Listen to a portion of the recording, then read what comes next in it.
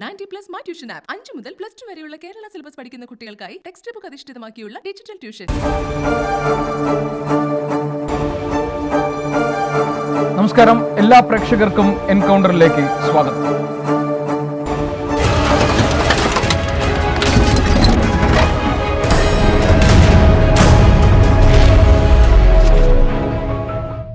Vadakkanchery life mission പദ്ധതിയുടെ ധാരണാപത്രം M ശിവശങ്കറും സ്വപ്ന സുരേഷും ചേർന്ന് അട്ടിമറിച്ചു എന്നാണ് CBI ഇന്ന് ഹൈക്കോടതിയിൽ അറിയിച്ചത്. നിർമ്മാണ കരാർ ഏറ്റെടുത്ത യൂണിടാക് ഇരുവരുടെയും പ്രോക്സി കമ്പനിയാണെന്നുമാണ് CBI വാദം. FCRA ലംഘനം എന്ന നിലപാടിൽ ഉറച്ചാണ് ഇപ്പോൾ അന്വേഷണ സംഘം. എന്നാൽ കോൺസുലേറ്റ് പണം യൂണിടാക് വാങ്ങിയതിൽ തങ്ങൾക്ക് പങ്കില്ല എന്നായിരുന്നു സർക്കാരിന്റെ എതിർവാദം. കേസ് വിധി പറയാൻ മാറ്റിയെങ്കിലും വടക്കാഞ്ചേരി ലൈഫ് മിഷൻ പദ്ധതിയിൽ ദുരൂഹതകൾ ബാക്കിയല്ലേ? എൻകൗണ്ടർ പരിശോധിക്കുന്നു.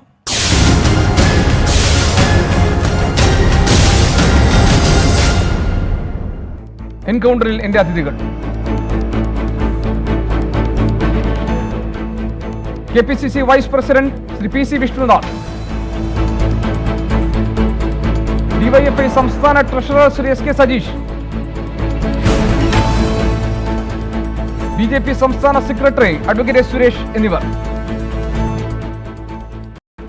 ശ്രീ SK സജീഷ്, ഇന്ന് ലൈഫ് മിഷൻ പദ്ധതിയുടെ കാര്യത്തിൽ ഹൈക്കോടതിയിൽ CBI പറഞ്ഞ വാദമുഖങ്ങളെല്ലാം തന്നെ താങ്കൾ കേട്ട് കാണുമല്ലോ, മനസ്സിലാക്കി കാണുമല്ലോ. ഈ ധാരണാപത്രം ഹൈജാക്ക് ചെയ്തു എം ശിവശങ്കർ എന്നതാണ് ഒന്നാമത്തെ കാര്യം. സ്വർണ്ണക്കടത്ത് കേസിലെ ഇടപാടുകാർ ഇതിന്റെ ഭാഗമായി പ്രവർത്തിച്ചിട്ടുണ്ടെന്നുള്ളത് മറ്റൊരു കാര്യം.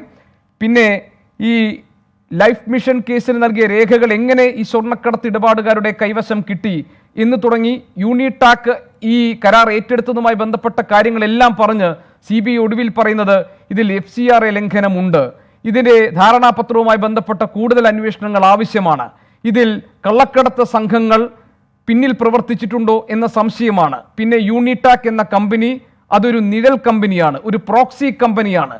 അപ്പോൾ വലിയ ഗൂഢാലോചന ഈ വടക്കാഞ്ചേരിയിലെ ലൈഫ് പദ്ധതിയുടെ പിന്നാമ്പുറങ്ങളിൽ സജീവമായി ഉണ്ടായിട്ടുണ്ട് എന്ന നിലപാടിൽ CBI ഉറച്ചു നിൽക്കുകയാണ്. സർക്കാരിന്റെ പ്രതിരോധ വാദങ്ങളെ തകർക്കുന്നതാണോ CBIയുടെ ഈ നിലപാടുകൾ? ശ്രീ ഗോപികൃഷ്ണൻ, നമ്മൾ ഈ വിഷയത്തിൽ കാണേണ്ടത് CBI വന്ന വഴി എന്താണ് എന്നാണ്. ഇപ്പോൾ കേരളത്തിലെ സ്വർണ്ണക്കടത്തുമായി ബന്ധപ്പെട്ട വിഷയമാണെങ്കിൽ കേരള സർക്കാരിൻ്റെ കൂടി അഭിപ്രായത്തിൽ ഏത് ഏജൻസി ആണെങ്കിലും അന്വേഷിക്കട്ടെ എന്ന നിലപാട് സ്വീകരിച്ചു. അതിൻ്റെ ഭാഗമായി NIAയും EDയും അതുപോലെ തന്നെ കസ്റ്റംസും എല്ലാം അന്വേഷിച്ചുകൊണ്ടിരിക്കുന്നു. അതിനിടയിൽ ചില ദുഷ്ടലാക്കോടുകൂടി അതുമായി ചേർത്ത് വെച്ച് കേരളത്തിലെ എല്ലാ വികസന പ്രവർത്തനങ്ങളെയും അട്ടിമറിക്കാനും ഗവൺമെൻറ്റിനെ ഇകഴ്ത്തി കാണിക്കാനും എല്ലാമുള്ള വലിയ പരിശ്രമമാണ് നടന്നിട്ടുള്ളത്.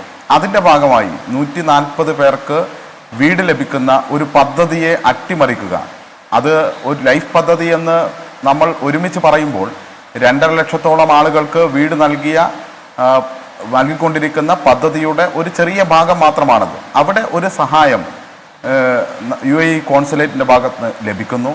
ആ സഹായം ലഭിച്ച് മുന്നോട്ട് പോകുമ്പോൾ അതിനെ അട്ടിമറിക്കുക എന്ന ലക്ഷ്യത്തോടു കൂടിയാണ് CBI അന്വേഷണത്തിന് വേണ്ടി കോൺഗ്രസിൻ്റെ MLA അനിൽ അക്കരയുടെ പരാതി. ആ പരാതി കേട്ട പാതി കേൾക്കാത്ത പാതി കേന്ദ്രത്തിൽ നിന്ന് CBI ഓടിയെത്തി അന്വേഷണം നടത്തുന്ന സാഹചര്യം ഇതെല്ലാം നമ്മൾ കണ്ടതാണ്. അവർക്ക് അവരുടേതായ കൃത്യമായ ലക്ഷ്യമുണ്ട്. ആ ലക്ഷ്യത്തോടുകൂടിയാണ് കാര്യങ്ങൾ മുന്നോട്ട് കൊണ്ടുപോകുന്നത്.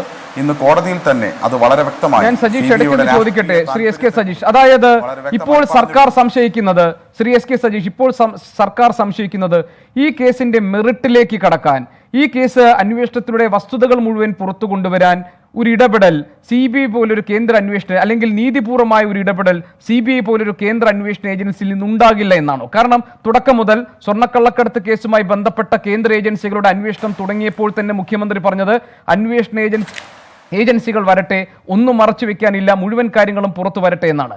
ലൈഫ് മിഷൻ പദ്ധതിയുമായി ബന്ധപ്പെട്ട് അന്വേഷണം നടത്തുന്ന CBI ആണോ ഇപ്പോൾ നിങ്ങൾ സംശയിക്കുന്നത്? അല്ല, നമ്മൾ കാണേണ്ട പ്രധാനപ്പെട്ട വിഷയം ഇതുമായി ബന്ധപ്പെട്ട് വന്ന എല്ലാ ആക്ഷേപങ്ങളും NIA ഉൾപ്പെടെ അന്വേഷിച്ചുകൊണ്ടിരിക്കുന്നുണ്ട്. അന്വേഷിക്കുന്ന സമയത്ത് ഈ ലൈഫ് മിഷനിലെ ഈ പറഞ്ഞ പ്രോജക്റ്റിനെ മാത്രം ഉൾപ്പെടുത്തിക്കൊണ്ട് ചില ആക്ഷേപങ്ങൾ ഉന്നയിക്കുകയാണ്. ആക്ഷേപങ്ങൾ ഉന്നയിക്കുമ്പോൾ നാം കാണേണ്ടത് വിവിധ ചർച്ചകളിൽ നാം വിശദമായി പറഞ്ഞ കാര്യമായതുകൊണ്ട് അതിലേക്ക് അധികം കടന്നു പോകേണ്ട കാര്യമില്ല. UAE കോൺസുലേറ്റിൻ്റെ ഭാഗമായി ലഭിക്കുന്ന സഹായം, റെഡ് ക്രസൻറ്റിൻ്റെ ഭാഗമായി ലഭിക്കുന്ന സഹായം, അതിൻ്റെ ഭാഗമായി അവരുമായി സർക്കാർ MOU ഒപ്പുവെക്കുന്നു. അതിനെ തുടർന്ന് അവർ ഈ 140 പാർപ്പിട സമുച്ചയം ഉണ്ടാക്കാൻ വേണ്ടി തീരുമാനിക്കുന്നു. അങ്ങനെ ഉണ്ടാക്കുമ്പോൾ അവരാണ് ഈ പറഞ്ഞ യൂണിടെക് എന്ന് പറയുന്ന കമ്പനിയുമായി കരാറുണ്ടാക്കിയത്. ആ യൂണിടെക് എന്ന് പറയുന്ന കമ്പനിയുമായി അവർ കണ്ടെത്തുകയും കരാറുണ്ടാക്കുകയും ചെയ്തിരിക്കുകയാണ്. അവിടെ സർക്കാരിന് യാതൊരു ഇടപാടും ഈ യൂണിടെക് എന്ന് പറയുന്ന കമ്പനിയുമായി ബന്ധപ്പെട്ടില്ല എന്നുള്ളതൊരു വസ്തുതയാണ്. ആ വസ്തുത നിലനിൽക്കെ ഇതിനെയെല്ലാം മറച്ചു വെച്ചുകൊണ്ട് ഇതൊരു പുകമറയായി നിൽക്കാനും സർക്കാരിനെ എപ്പോഴും ഈ അന്വേഷണത്തിന്റെ ഭാഗമായി ഇങ്ങനെ ഒരു പുകമറയിൽ നിർത്തി ഇപ്പോൾ കേരളത്തിൽ സർക്കാർ നടത്തിക്കൊണ്ടിരിക്കുന്ന അതിലേക്ക് ഞാൻ വരാം. സജീഷ്, അപ്പോൾ സജീഷ് പറയുന്നത് ഇതിനകത്ത് എവിടെയാണ് അവ്യക്തത? അല്ല സജീഷ് ഇപ്പോൾ പറയുന്നത് ഇതിനകത്ത് എവിടെയാണ് സംശയം, ഇതിനകത്ത് എവിടെയാണ് ദുരൂഹതകളുള്ളത്, എവിടെയാണ് അവ്യക്തതയുള്ളത് എന്നതാണല്ലോ സജീഷിന്റെ പ്രധാനപ്പെട്ട ചോദ്യം. ഇതിൽ ധാരണാപത്രം ഒപ്പുവെക്കുന്നത് സജീഷിന് അറിയാവുന്നത് പോലെ തന്നെ ലൈഫ് മിഷൻ, കേരള സർക്കാരിന് വേണ്ടി ലൈഫ് മിഷനും റെഡ് ക്രസന്റും തമ്മിലാണ്. പക്ഷെ നിർമ്മാണ കരാർ ഒപ്പുവെക്കപ്പെട്ടിട്ടുള്ളത് യൂണിടാക്കും UAE കോൺസുലേറ്റും തമ്മിലാണ്. 18.5 കോടി രൂപയുടെ ഒരു നിർമ്മാണ പദ്ധതി ഉണ്ടാകുന്നു. അതിൽ 68 ലക്ഷം രൂപ കൈക്കൂലിയായി, അതായത് കമ്മീഷൻ എന്ന ഓമന പേരിൽ കൈക്കൂലിയായി നൽകിയിട്ടുണ്ട് എന്ന് സ്ഥിരീകരിച്ചത് സംസ്ഥാനത്തെ ധനമന്ത്രിയുടെ സാന്നിധ്യത്തിൽ മുഖ്യമന്ത്രിയുടെ മാധ്യമ ഉപദേഷ്ടാവായ ജോൺ ബ്രിട്ടാസ് ആണ്. 68 ലക്ഷം രൂപ കൈക്കൂലി ഇനത്തിൽ അല്ലെങ്കിൽ കമ്മീഷൻ ഇനത്തിൽ പോയിട്ടുണ്ടെങ്കിൽ അത് സർക്കാർ പദ്ധതിക്ക് വേണ്ടി കൊണ്ടുവന്ന പണം, അതിൽ അഴിമതി നടന്നു എന്നതല്ലേ? അത് SK സജീഷ്, അങ്ങനെ ഒരു അഴിമതി ഇതിൽ നടന്നിട്ടുണ്ടെന്ന് താങ്കൾ സമ്മതിക്കുമോ? 2 FCRA വയലേഷനാണ്. ഇവിടെ ഒരു പദ്ധതി നടപ്പാക്കുമ്പോൾ വിദേശത്ത് നിന്നും പണം വരുന്ന സാഹചര്യത്തിൽ സർക്കാർ ഭൂമിയിൽ കെട്ടിപ്പൊക്കുന്ന ഭവനങ്ങളായതുകൊണ്ട് തന്നെ കേന്ദ്രാനുമതി വേണം, അത് വാങ്ങിയിട്ടില്ല എന്ന കാര്യം മന്ത്രി തന്നെ വ്യക്തമാക്കിയിട്ടുണ്ട്. അങ്ങനെയാണെങ്കിൽ ഒരു നിയമത്തിന്റെ ലംഘനം അതുവഴി നടന്നിട്ടില്ലേ? പിന്നെ FCRA ലംഘനം എന്നത് പണം ഇവിടെ വന്നു, അത് കൈക്കൂലിയായി കൊടുത്തിട്ടുണ്ടെങ്കിൽ അത് FCRAയുടെ പരിധിയിൽ വരും എന്നാണ് CBI വാദം. അതിന് എതിർവാദങ്ങളുണ്ടോ? അല്ല, ഒരു കാര്യം ശ്രീ ഗോപികൃഷ്ണൻ നമ്മൾ മനസ്സിലാക്കേണ്ടത്, ഇതുമായി ബന്ധപ്പെട്ട് വന്ന കൈക്കൂലി ആക്ഷേപം, ആ ആക്ഷേപത്തിൽ 4.25 കോടിയോളം രൂപയുടെ കൈക്കൂലി ആക്ഷേപം വന്നു. അത് ലൈഫ് മിഷനുമായി ബന്ധപ്പെട്ടായിരുന്നില്ല. ഈ പറഞ്ഞ തുക അവർ അതിൽ ഉൾപ്പെടുന്നുണ്ടെങ്കിൽ കൂടി അതിൻ്റെ സിംഹഭാഗവും പോയത് ഈജിപ്ഷ്യൻ പൗരനായ UAE മുൻ ഉദ്യോഗസ്ഥനായ ഖാലിദാണ് UAE കോൺസുലേറ്റിൻ്റെ കാറിൽ വന്ന് വാങ്ങിയത് എന്നാണല്ലോ പറയുന്നത്. അപ്പോൾ നമ്മൾ കാണേണ്ടത് എന്താണ്? ഈ തുക, ഈ ഇടപാടുകൾ, ആ ഇടപാടുകൾ, കമ്മീഷൻ, ഇതൊന്നും കേരളത്തിലെ സർക്കാരുമായി ബന്ധപ്പെട്ട കാര്യങ്ങളല്ല. ഇതിനകത്ത് പറഞ്ഞിരിക്കുന്നത് സന്തോഷ് ഈപ്പൻ നൽകിയിട്ടുള്ള മൊഴിയിൽ പറയുന്നത് പൈസ കൊടുത്തിട്ടുണ്ട്, സന്ദീപ് നായർക്കടക്കം പണം കൊടുത്തിട്ടുണ്ട് കമ്മീഷനായിട്ടെന്നുള്ളതാണ്. ആ പണത്തിന്റെ ഉത്തരവാദിത്വം സർക്കാരിനില്ല എന്നാണോ? അതായത് 18.5 കോടി രൂപയുടെ ഒരു പദ്ധതി സർക്കാർ ഒരു ധാരണയുണ്ടാക്കി ആ പദ്ധതി കൊണ്ടുവരുമ്പോൾ അതിൽ ഇതേപോലെ കമ്മീഷൻ ഇനത്തിൽ കൊടുക്കാം എന്നൊരു ക്ലോസ് ഇട്ടിട്ടാണോ ആ ധാരണാപത്രത്തിൽ ഒപ്പുവെച്ചിരുന്നത്? അങ്ങനെയല്ലല്ലോ. അപ്പോൾ അതിൽ അഴിമതി നടന്നിട്ടുണ്ട് എന്നല്ലേ അതിനെ പറയുക? അല്ല ശ്രീ ഗോപികൃഷ്ണൻ, ഞാൻ വളരെ ലളിതമായ ഒരു കാര്യം ചോദിക്കുകയാണ്. ഇപ്പോൾ ഈ പദ്ധതി പോലെ തന്നെ മറ്റൊരു പദ്ധതി എന്ന് വേണമെങ്കിൽ നമുക്കെടുക്കാം. ഇപ്പോൾ 24 ചാനൽ കേരളത്തിലെ പ്രധാനപ്പെട്ട ഒരു മാധ്യമമാണല്ലോ. നിങ്ങൾ ഇതുപോലെ ഒരു 100 വീട് നിർമ്മിച്ച് നൽകാൻ സർക്കാരുമായി ധാരണയുണ്ടാക്കുന്നു. സർക്കാരുമായി നിങ്ങളാണ് ധാരണയുണ്ടാക്കുന്നത്. നിങ്ങളുടെ കമ്പനി ധാരണയുണ്ടാക്കുന്നു. അതിൻ്റെ അടിസ്ഥാനത്തിൽ സർക്കാർ പറയുന്നു ഇന്ന സ്ഥലത്ത് നിങ്ങൾക്ക് വീട് നിർമ്മിക്കാം. അതോടുകൂടി നിങ്ങളും സർക്കാരും തമ്മിലുള്ള ധാരണ അവിടെ അവസാനിക്കുകയാണ്. ആ സ്ഥലത്ത് നിങ്ങൾ വീട് നിർമ്മിച്ച് നൽകുകയാണ്, പാവങ്ങൾക്ക് വേണ്ടി വീട് നിർമ്മിച്ച് നൽകുകയാണ്. നിങ്ങൾ നേരിട്ടാണോ നിർമ്മിക്കുക? നിങ്ങൾക്ക് അതിനുള്ള ശേഷിയില്ലാത്തതുകൊണ്ട് നിങ്ങൾ ആ കരാർ ഒരു കോൺട്രാക്ടറെ ഏൽപ്പിക്കുന്നു. അത് നിങ്ങൾ ചിലപ്പോൾ ടെൻഡർ വിളിച്ചുകൊണ്ടാണ് ഏൽപ്പിക്കുന്നത്. ഇവിടുത്തെ സ്ഥിതി വെച്ച് നോക്കുകയാണെങ്കിൽ ടെൻഡർ വിളിച്ച് ഒരു കമ്പനി ഏൽപ്പിക്കുന്നു. നിങ്ങളിപ്പോൾ യൂണിടാക്കിനെ തന്നെ ഏൽപ്പിച്ചു എന്ന് കരുതുക. ആ യൂണിടാക്കിൻ്റെ MD നിങ്ങളുടെ ഈ 24 ചാനലിലെ ഏതെങ്കിലും ഒരു ജീവനക്കാരന് ഞാൻ ഇതിൽ ഇടപെട്ടു എന്ന് പറഞ്ഞ് എന്തെങ്കിലും കമ്മീഷൻ കൊടുത്തിട്ടുണ്ടെങ്കിൽ അതിനെങ്ങനെയാണ് സർക്കാർ ഉത്തരവാദിയാവുക? നന്നായി, ഈ ഒരു ഉദാഹരണം തന്നെ ശ്രീ SK സജീഷ് പറഞ്ഞത് നന്നായി. ശരി, 24 ചാനലും താങ്കളും തമ്മിൽ, അല്ലല്ല 24 ചാനലും താങ്കളും തമ്മിൽ ഒരു ധാരണാപത്രം ഒപ്പുവെക്കുന്നു. സജീഷ് ഈ പറഞ്ഞ ഉദാഹരണത്തിൽ നിന്ന് തന്നെ നമുക്ക് തുടരാം. ധാരണാപത്രത്തിൽ ഒപ്പുവെക്കുന്നു. എന്താണ് ധാരണാപത്രം? ഇപ്പോൾ 18 കോടി രൂപയ്ക്ക് ഭവന നിർമ്മാണം നടത്താൻ പോകുന്നു. 18 കോടി രൂപ എന്ന് നമ്മൾ ധാരണയിലെത്തുന്നു. അതിൽ ഒരു 2 കോടി രൂപ കമ്മീഷൻ ഇനത്തിൽ പോയാൽ 18 കോടി രൂപയുടെ പണം അവിടെ ചെലവഴിക്കപ്പെട്ടിട്ടുണ്ടെന്ന് ഉറപ്പാക്കാനുള്ള ഉത്തരവാദിത്തം സർക്കാരിനുണ്ടോ ഇല്ലയോ? 18 കോടി രൂപയുടെ അവിടുത്തെ ഗുണനിലവാരം ആരാണ് ഉറപ്പുവരുത്തേണ്ടത്? യൂണിടാക് എന്ന കമ്പനി ഇതിന് ശേഷിയുള്ളതാണോ, അല്ലെങ്കിൽ അവർ നിർമ്മിക്കാൻ പോകുന്ന ഈ കെട്ടിടങ്ങളുടെ ഡ്യൂറബിലിറ്റി സംബന്ധിച്ച് അത് കോസ്റ്റ് എഫക്റ്റീവ് ആണോ, അല്ലെങ്കിൽ അതിലെ മുഴുവൻ പണവും ഇതിൽ വിനിയോഗിക്കപ്പെട്ടിട്ടുണ്ടോ എന്ന് ഉറപ്പുവരുത്താനുള്ള ഉത്തരവാദിത്വം സർക്കാർ ഭൂമി വിട്ടുകൊടുക്കുമ്പോൾ സർക്കാരിന് ഇല്ല എന്നാണോ എസ് കെ സജീഷ് താങ്കൾ വാദിക്കുന്നത്? താങ്കൾ പറഞ്ഞ കാര്യം എന്താണ്? ഞാൻ പറഞ്ഞ കാര്യം എന്താണ്? ഞാൻ പറഞ്ഞത് ഇതിനകത്ത് ഈ സാമ്പത്തിക ഇടപാട് ഈ നിലയിലാണ്. കമ്മീഷൻ നൽകിയിട്ടുണ്ടെങ്കിൽ അതിൻ്റെ ഉത്തരവാദിത്വം അവർക്കാണ്. സാമ്പത്തികമായ യാതൊരു ഇടപാടും ഇവിടെ വരുന്നത് എന്താണ്? FCRA ലംഘനമുണ്ടോ എന്നുള്ളതാണല്ലോ. FCRA ലംഘനം എന്ന് പറയുന്നത് സാമ്പത്തിക ഇടപാടാണ്. ആ സാമ്പത്തിക ഇടപാട് സംസ്ഥാനവുമായി ബന്ധപ്പെട്ടില്ല എന്നതാണ് ഒന്നാമത്തെ കാര്യം. രണ്ടാമത്തേത്, ലൈഫ് മിഷന് നിങ്ങൾ നിർമ്മിച്ചു നൽകുന്ന വീടായാലും അല്ലെങ്കിൽ മറ്റാരെങ്കിലും നിർമ്മിച്ചു നൽകുന്ന വീടായാലും ഇനി റെഡ് ക്രസന്റ് നിർമ്മിച്ചു നൽകുന്ന വീടായാലും ശരി, ആ വീടിൻ്റെ എല്ലാം ഗുണനിലവാരം ഉറപ്പുവരുത്താൻ സർക്കാർ പ്രതിജ്ഞാബദ്ധമാണ്. അത് പരിശോധിക്കും. ആ ഗുണനിലവാരം ഇല്ലെങ്കിൽ അത് നിലപാടെടുത്ത് അതിൽ അവരെ കൊണ്ട് ചെയ്യിപ്പിക്കുകയും ചെയ്യും. അതിൻ്റെ ഏറ്റവും ഭംഗിയായ ഉദാഹരണമാണല്ലോ UDF ഗവൺമെൻറ് കാലത്ത് പണിത പാലാരിവട്ടം പാലം. ഓട്ടോറിക്ഷ കയറിയപ്പോൾ കുലുങ്ങി. അത് സുപ്രീം കോടതി വരെ പോയി പൊളിച്ച് പുതിയ പാലം സമയബന്ധിതമായി ജനങ്ങൾക്ക് ഉണ്ടാക്കി കൊടുക്കാൻ സർക്കാർ നിലപാടെടുത്ത ഒരു ഗവൺമെന്റല്ലേ കേരളത്തിലുള്ളത്. അല്ല സജീഷ്, ഞാനൊരു കാര്യം ചോദിക്കട്ടെ. ഇതിന്റെ പദ്ധതി രൂപരേഖ തയ്യാറാക്കാൻ ഹാബിറ്റാറ്റിനെ ഏൽപ്പിച്ചിരുന്നല്ലോ. ഹാബിറ്റാറ്റിനെ ഒഴിവാക്കാൻ ഉണ്ടായിരുന്ന കാരണം എന്താണ്? ഹാബിറ്റാറ്റിനേക്കാൾ ഗുണമേന്മയുള്ള അല്ലെങ്കിൽ അധികമായി മൂല്യമുള്ള ഒരു കമ്പനിയായ യൂണിടാക്കിനെ എങ്ങനെയാണ് വിലയിരുത്തിയത്? ഇപ്പോൾ ഹാബിറ്റാറ്റിന്റെ ചെയർമാൻ ജി ശങ്കർത്തൻ ഈ കാര്യങ്ങൾ വ്യക്തമാക്കി രംഗത്ത് വന്നിട്ടുണ്ട്. സർക്കാരിനെ പ്രതിരോധത്തിലാക്കുന്ന ചില വെളിപ്പെടുത്തലുകളാണ് അദ്ദേഹം നടത്തിയിട്ടുള്ളത്. ലൈഫ് മിഷൻ ആവശ്യപ്പെട്ടതനുസരിച്ച് ചെലവ് ചുരുങ്ങിയ രീതിയിൽ വീട് നിർമ്മിച്ചു കൊടുക്കാനുള്ള തയ്യാറെടുപ്പുകൾ നടത്തിയിരുന്നു. സ്പോൺസർ പിന്മാറി എന്ന് തെറ്റിദ്ധരിപ്പിച്ചാണ് ഈ ഹാബിറ്റാറ്റിനെ ഇതിൽ നിന്ന് ഒഴിവാക്കുന്നത്.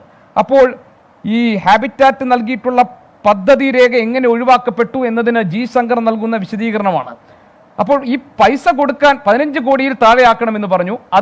അത് ആവശ്യപ്പെടുമ്പോൾ തന്നെ എന്തായിരുന്നു UV ജോസ് ആവശ്യപ്പെടുകയാണ്, 15 കോടിയിൽ താഴെയുള്ള ഒരു പദ്ധതിയിലേക്ക് നിങ്ങൾ വരണം എന്ന് പറയുമ്പോൾ തന്നെ അവിടെ റെഡ് ക്രസന്റുമായി ഒരു ധാരണാപത്രം ഒപ്പുവെച്ച് കഴിഞ്ഞിരുന്നു. അതിനുശേഷമാണ് ഇത് പറയുന്നത് തന്നെ. അത് ശരിയായിരുന്നോ? അല്ല ഗോപികൃഷ്ണൻ, ഇതൊക്കെ നേരത്തെ നമ്മൾ ചർച്ച ചെയ്തിട്ടുള്ള വിഷയമാണ്. ഞാനതിൻ്റെ അധികം വിശദാംശങ്ങളിലേക്ക് അതിലേക്ക് പോകുന്നില്ല. അതുകൊണ്ട് കാരണം നമ്മൾ മനസ്സിലാക്കേണ്ടത് ഹാബിറ്റാറ്റുമായി ബന്ധപ്പെട്ട പദ്ധതി വരുമ്പോൾ ഈ റെഡ് ക്രസന്റോ അല്ലെങ്കിൽ അതിൻ്റെ അടിസ്ഥാനത്തിലോ ഉള്ളതല്ല. നമ്മൾ മനസ്സിലാക്കേണ്ടത് UAE കോൺസുലേറ്റ് വഴി ഈ കെട്ടിടം നിർമ്മിക്കുമ്പോൾ ആ കെട്ടിട നിർമ്മാണത്തിൻ്റെ ചുമതല അവരാണ് പണം ചെലവഴിക്കുന്നത്. അതിൻ്റെ ചുമതലയും ആ കോൺട്രാക്ട് ആർക്ക് നൽകണമെന്ന് അവർ തീരുമാനിച്ച് അതിൻ്റെ അടിസ്ഥാനത്തിൽ അവർ ടെൻഡർ വിളിച്ചാണ് ഈ പറഞ്ഞ കമ്പനിയെ ക്ഷണിക്കുന്നത് എന്ന് നമ്മൾ മനസ്സിലാക്കിയിട്ടുള്ളതാണ്. ഇവിടെ പല മാധ്യമങ്ങളും പലതും വിഴുങ്ങുന്നുണ്ടല്ലോ. അല്ല, യൂണിടാക്കിന് നിർമ്മാണ കരാർ കൊടുത്തത് ടെൻഡർ വിളിച്ചിട്ടാണോ? യൂണിടാക്കിന് നിർമ്മാണ കരാർ വിളിച്ചത് ടെൻഡർ കൊടുത്തിട്ടാണോ? ഞാൻ മനസ്സിലാക്കുന്നത് നേരത്തെ കേരളത്തിലെ ഒരു പ്രമുഖ ചാനൽ ഈ യൂണിടാക്കിൻ്റെ MD-യുമായി ഒരു അഭിമുഖം നടത്തി. ഏതാണ്ട് 17 മിനിറ്റോളം നീണ്ടുനിന്ന അഭിമുഖമായിരുന്നു. ഞാൻ ആ അഭിമുഖം പൂർണ്ണമായി കേട്ടിട്ടുള്ളതാണ്. ആ അഭിമുഖത്തിനകത്ത് യൂണിടാക്കിൻ്റെ MD പറയുന്ന കാര്യങ്ങളുണ്ട്. ഈ പറഞ്ഞ ചോദ്യങ്ങൾക്കെല്ലാം അതിൽ ആ ലേഖകൻ, ആ പ്രമുഖ മാധ്യമത്തിൻ്റെ ലേഖകൻ ചോദിക്കുന്നുണ്ട്, ടെൻഡറിൻ്റെ അടിസ്ഥാനത്തിലാണോ നിങ്ങളെ വിളിച്ചത്? അതെ, കുറേ പേരുണ്ടായിരുന്നു, അതിൽ നിന്നാണ് ഞങ്ങളെ സെലക്ട് ചെയ്യുന്നതെന്നാണ് അദ്ദേഹം നേരിട്ട് പറയുന്നത് ഞാൻ കേട്ടിട്ടുണ്ട്. പക്ഷേ കേരളത്തിലെ മാധ്യമങ്ങളുടെ ഒരു പ്രത്യേകതയുണ്ടല്ലോ, ചിലപ്പോൾ അവർക്ക് വേണ്ടത് കാണിക്കുകയും അതിൽ നിന്ന് 2 മിനിറ്റുള്ള കാര്യങ്ങൾ മാത്രം സംരക്ഷണം ചെയ്ത് ബാക്കി 15 മിനിറ്റും കളഞ്ഞ ഒരു പ്രമുഖ മാധ്യമമുണ്ട് കേരളത്തിൽ. അതൊക്കെ കാണുമായിരിക്കും. ഞാൻ ചോദിക്കുന്നത്, യൂണിടാക്കിന് നിർമ്മാണ കരാർ ലഭിച്ചത് ടെൻഡർ വഴിയല്ല എന്ന നിലപാടാണ് CBIക്കുള്ളത്. അപ്പോൾ നമുക്കിനി അവരെ അവിശ്വസിക്കാം, യൂണിടാക് MDയെ വിശ്വസിക്കാം. അല്ല ഞാനൊരു കാര്യം പറയട്ടെ. CBI കോടതിയിൽ പറഞ്ഞ കാര്യങ്ങളിൽ സർക്കാരിന് പൂർണ്ണമായും അഭിപ്രായ വ്യത്യാസമുണ്ട്. FCRA ലംഘനം ആണ് എന്നാണ് പറയുന്നത്. CBI പറയുന്ന കാര്യത്തിൽ യാതൊരു അടിസ്ഥാനവുമില്ല എന്ന് സർക്കാർ കോടതിയെ അറിയിച്ചിട്ടുണ്ട്. CBI അന്വേഷണം തന്നെ ഫെഡറലിസ്റ്റിന്റെ ലംഘനമാണ് എന്ന് സർക്കാർ കോടതിയിൽ അറിയിച്ചിട്ടുണ്ട്. പദ്ധതി നടത്തിപ്പിന് ലൈഫ് മിഷനോ സർക്കാരിനോ ഒരു പങ്കുമില്ല, സ്ഥലം കൊടുക്കുക മാത്രമാണ് എന്ന് കോടതിയിൽ അറിയിച്ചിട്ടുണ്ട്. യൂണിടാക്കും റെഡ് ക്രസന്റും തമ്മിലാണ് കരാർ. നേരിട്ട് യൂണിടാക്കിന് പണം നൽകിയത് UAE കോൺസുലേറ്റ് ആണ് സഹായം നൽകിയത്. ഇതെല്ലാം കോടതിയിൽ അറിയിച്ചിട്ടുണ്ട്. സഹായം ആർക്ക് കൊടുക്കണം, ആരെ ഏൽപ്പിക്കണമെന്ന് തീരുമാനിക്കുന്നത് അവരാണ്. ശരി, ഞാൻ വരാം എസ് കെ സജീഷ്. ഇനി ഞാൻ വരാം. ഇനി മറ്റു രണ്ട് അതിഥികളുണ്ട്. PC വിഷ്ണുനാഥ് ഉണ്ട്, അഡ്വക്കേറ്റ് എസ് സുരേഷ് ഉണ്ട്. നമുക്ക് അതിലേക്ക് തിരിച്ചു വരാം. താങ്കൾ പറഞ്ഞ വാദങ്ങൾക്കുള്ള മറുപടി അവർ നൽകട്ടെ. ശരി, ഞാൻ വരാം താങ്കളിലേക്ക്. ശ്രീ PC വിഷ്ണുനാഥ്, ഇതാണ് സർക്കാരിന്റെ നിലപാട്. അതാണ് ശ്രീ എസ് കെ സജീഷ് ഇവിടെ ആവർത്തിച്ചത്. ഒരു നയാ പൈസയുടെ വീഴ്ച ഈ ഇടപാടിൽ സർക്കാരിനെ സംബന്ധിച്ച് ഉണ്ടായിട്ടില്ല. സർക്കാർ ഭൂമിയിൽ വീട് വെച്ച് നൽകാൻ സന്നദ്ധത അറിയിച്ച് വന്നവരെ സ്വീകരിച്ചു കൊണ്ടുവന്ന് പാവപ്പെട്ടവർക്ക് ഭവനം ഉണ്ടാക്കി കൊടുക്കുന്ന പദ്ധതിയുടെ ഭാഗമാക്കി അതിന് സർക്കാർ ഭൂമി വിട്ടുകൊടുത്തു എന്നതിനപ്പുറത്ത് FCRAയുടെ ലംഘനമോ ഏതെങ്കിലും തരത്തിലുള്ള അഴിമതിയോ കണ്ടെത്താൻ പാകത്തിൽ ഒരു വീഴ്ചയും സംഭവിച്ചിട്ടില്ല എന്ന നിലപാടിൽ എസ് കെ സജീഷ് ഉറച്ചു നിൽക്കുന്നു. രണ്ടാമത്തെ കാര്യം, CBI ഇന്ന് ഹൈക്കോടതിയിൽ പറഞ്ഞ വാദങ്ങൾ അത് അംഗീകരിക്കാൻ കഴിയില്ല. കാരണം CBIക്ക് ദുരുദ്ദേശമുണ്ട്. അത് ഫെഡറൽ സംവിധാനത്തിന്റെ പോരായ്മകളാണ്. ഫെഡറൽ സംവിധാനത്തിന് യോജിച്ച തരത്തിലല്ല CBI ഈ കേസിൽ ഇടപെടൽ നടത്തിയിരിക്കുന്നത്. അതാണ് കോടതിയിൽ ഇന്ന് സർക്കാർ ഉന്നയിച്ചിരിക്കുന്ന മറ്റൊരു വാദം. ഈ എതിർവാദങ്ങളെ അല്ലെങ്കിൽ സർക്കാർ വാദങ്ങളെ ശ്രീ PC വിഷ്ണുനാഥ് എങ്ങനെ കാണും? ഗോപി, ഒന്നാമതായിട്ട് ഇപ്പോൾ നമ്മൾ ഇവിടെ ഈ വിഷയം ചർച്ച ചെയ്യാനുള്ള കാരണം എന്താണ് എന്നാണ് പരിശോധിക്കേണ്ടത്.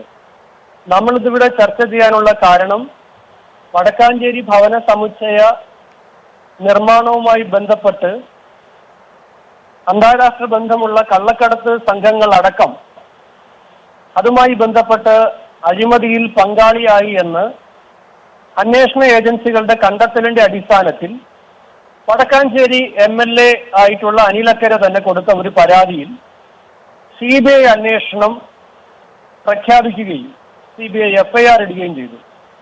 ആ FIR ക്വാഷ് ചെയ്യണമെന്നാവശ്യപ്പെട്ടുകൊണ്ട് കേരള ഹൈക്കോടതിയെ ലൈഫ് മിഷൻ CEO അതുപോലെ തന്നെ ഈ കരാർ കിട്ടിയ യൂണിടാക്ക് എന്ന കമ്പനിയും സമീപിച്ചിരിക്കുകയാണ്. അതിന്മേൽ വാദങ്ങൾ കേട്ട് കോടതി വിധി പറയാൻ വേണ്ടി മാറ്റിവെച്ചിരിക്കുകയാണ്. അപ്പൊ അതുമായി ബന്ധപ്പെട്ട് പ്രാഥമികമായി നമ്മൾ മനസ്സിലാക്കേണ്ട ഒരു കാര്യം, ഇതൊരു കോടതിയിലുള്ള നിയമപരമായ ഒരു കാര്യമായതുകൊണ്ട് പ്രീസിഡൻസ് പറയുക പ്രധാനപ്പെട്ട കാര്യമാണ്. ഇവിടെ ഗവൺമെന്റിന്റെ ആവശ്യം എന്താണ്? ഇൻവെസ്റ്റിഗേഷൻ തടയുക എന്നുള്ളതാണ്. അപ്പോ ഒരു FIR കോഷ് ചെയ്യാൻ ആവശ്യപ്പെടുന്നത് CRPC 482 പ്രകാരമാണ്. എന്നാൽ അത് സംബന്ധിച്ച് സുപ്രീം കോടതിയുടെ സുപ്രധാനമായൊരു വിധിയുണ്ട്, Bhajanlal versus state of Haryana. അതിലെ സമയക്കുറവ് കൊണ്ട് ഒരു ചെറിയ ഭാഗം മാത്രം ഞാൻ വായിക്കാം.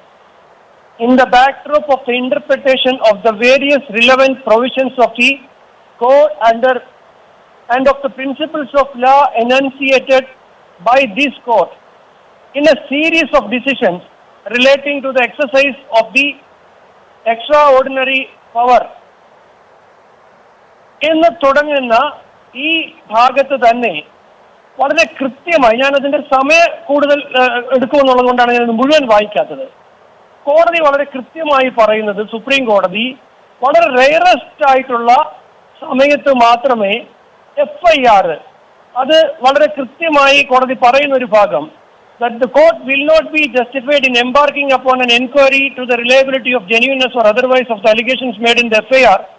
അത് പറയുന്ന ഭാഗത്ത് ഞാൻ അതിന്റെ സമയത്തിന്റെ കുറവ് കൊണ്ടാണ് ആ കൃത്യമായ ഭാഗം should be exercise very sparingly and with circumspection and that too in the rarest of the rare cases. ഒരു FIR വായിക്കുമ്പോൾ തന്നെ അതിനകത്ത് യാതൊരു പ്രഥമ ദൃഷ്ടിയ ഈ കേസ് അന്വേഷിക്കേണ്ട ഒരു കാര്യവുമില്ല എന്ന് തോന്നണമെന്നുള്ളതാണ്. എന്നാൽ ഇവിടെ CBI ഇന്ന് കോടതിക്ക് മുമ്പാകെ പറഞ്ഞത് എന്താണ്? പ്രഥമ ദൃഷ്ടിയ തന്നെ ഈ കാര്യത്തിൽ അഴിമതി നടന്നു എന്നതിനെ സംബന്ധിച്ച് അവർക്ക് തെളിവുകളുണ്ട് എന്നുള്ളതാണ്. ഇവിടെ ഈ കേസ് പരിശോധിക്കുമ്പോൾ നമ്മൾ മനസ്സിലാക്കേണ്ടത് എന്താണ്? ഇത് സംബന്ധിച്ച് വാർത്തകൾ പുറത്തു വരുമ്പോൾ മുഖ്യമന്ത്രിയുടെ വാർത്താ സമ്മേളനത്തിൽ മുഖ്യമന്ത്രി ആദ്യം പറഞ്ഞത് എന്താണ്? റെഡ് ക്രസന്റ് നമ്മളെ സഹായിക്കാൻ വന്നു, അവർക്ക് നമ്മൾ സ്ഥലം കാണിച്ചു കൊടുത്തു, അവരാർക്കോ പണം കൊടുത്തു, അതല്ലാതെ സർക്കാരിന് യാതൊരു ബന്ധമില്ലെന്നാണ് പറഞ്ഞത്. ഗോപികൃഷ്ണൻ ഓർമ്മയില്ലേ? അതെ. എന്നാൽ സർക്കാരും റെഡ് ക്രസന്റും, അതായത് ലൈഫ് മിഷനും റെഡ് ക്രസന്റുമായി ഒരു MOU ഉണ്ടെന്നുള്ള കാര്യം മുഖ്യമന്ത്രി മറച്ചു വെച്ചില്ലേ? മുഖ്യമന്ത്രിയുടെ ആദ്യ പ്രതികരണത്തിൽ എന്താണ് പറഞ്ഞത്? ഈ MOU കുറിച്ചുള്ള കാര്യം പറഞ്ഞില്ല. അപ്പൊ MOU അതിനുശേഷം പുറത്തു വന്നു. 45 ദിവസമാണ് പ്രതിപക്ഷ നേതാവ് 45 ദിവസം പ്രതിപക്ഷ നേതാവ് ഇതിന്റെ രേഖകൾ ആവശ്യപ്പെട്ടു. ഈ ഗവൺമെന്റിന് ഒന്നും മറച്ചു വെക്കാനില്ലെങ്കിൽ 45 ദിവസം കൊടുക്കാതിരുന്നു. വിവരാവകാശ പ്രകാരം ചോദിച്ചവർക്ക് ചില കാര്യങ്ങൾ മാത്രം കൊടുത്തു. ഒടുവിൽ CBI അന്വേഷണം വരുന്നു എന്ന് കണ്ടപ്പോൾ CBI അന്വേഷണത്തെ തടയുന്നതിന് വേണ്ടിയിട്ട് എന്ത് ചെയ്തു? ഇവര് വിജിലൻസ് അന്വേഷണം പ്രഖ്യാപിച്ചു. ഇവിടെ എന്താണ് എവിഡൻസ്? ഞാൻ ഗോപികൃഷ്ണൻ വളരെ കൃത്യമായിട്ട് പറയാ. ഇപ്പൊ ഇന്നലെ EDയുടെ കുറ്റപത്രവും കൂടെ വന്ന സാഹചര്യത്തിൽ EDയുടെ കുറ്റപത്രത്തിൽ എന്താ പറയുന്നത്?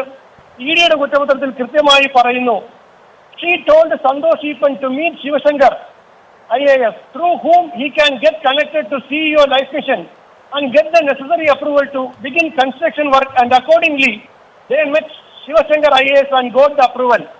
താങ്കൾ സതീഷിനോട് ചോദിച്ച പ്രകാരം ടെൻഡർ വഴി കിട്ടിയതല്ല.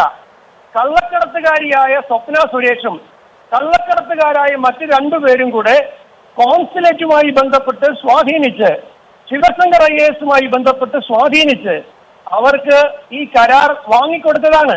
ഇനി ഈ കരാർ എഗ്രിമെന്റ് വെക്കുന്നതിന് മുമ്പ് തന്നെ ഇവർ തമ്മിലുള്ള കമ്മീഷൻ ഡീലിങ്ങിനെ കുറിച്ച് EDയുടെ കുറ്റപത്രത്തിൽ കൃത്യമായി പറയുന്നുണ്ട്. എന്ന് മാത്രമല്ല, ഇന്ന് CBIയുടെ കൗൺസിൽ സന്തോഷ് ഈപ്പന്റെ CBIക്ക് ശേഖരിക്കപ്പെട്ട മൊഴി കോടതിയുടെ മുമ്പാകെ വായിക്കുകയും ചെയ്തിട്ടുണ്ട്. അപ്പൊ ഇതിൽ നിന്നെല്ലാം നമ്മൾ എന്തെല്ലാം മനസ്സിലാക്കാൻ കഴിയുന്നത്? പാവപ്പെട്ടവന് വീട് കൊടുക്കുന്ന ഒരു പദ്ധതി, സർക്കാരിന്റെ വിഭാവനം ചെയ്ത ഒരു പദ്ധതിയിൽ നിന്നും കള്ളക്കടത്തുകാർക്ക് കമ്മീഷൻ പോയിരിക്കുന്ന ഒരു കേസാണ്. അപ്പോൾ ഞാൻ നേരത്തെ പറഞ്ഞ Bhajanlal versus state of Haryana വെച്ചിട്ടാണെങ്കിൽ FIR കോഷ് ചെയ്യാൻ പാകത്തിൽ തെളിവുകളില്ലാത്ത, അഴിമതി നടന്നു എന്ന് കണ്ടുപിടിക്കാൻ കഴിയാത്ത ഒരു കേസിന്റെ ഗണത്തിലേക്ക് ഇതിനെ പെടുത്താൻ കഴിയുമോ എന്നുള്ളതാണ്. സതീഷ് താങ്കളോട് പറഞ്ഞു ഹാബിറ്റാറ്റ് ഇതിനകത്തൊന്നും ഉണ്ടായിരുന്നില്ല എന്നാണ്. താങ്കൾ എനിക്കിപ്പോ വീണ്ടും രേഖ തരാനുള്ള സമയക്കുറവുകൊണ്ടാണ്. എന്റെ അടുത്ത ഘട്ടത്തിൽ പറയാൻ ഞാനിപ്പോൾ സൂചിപ്പിച്ചിട്ട് പോകാം. എന്റെ കയ്യിൽ രേഖയുണ്ട്.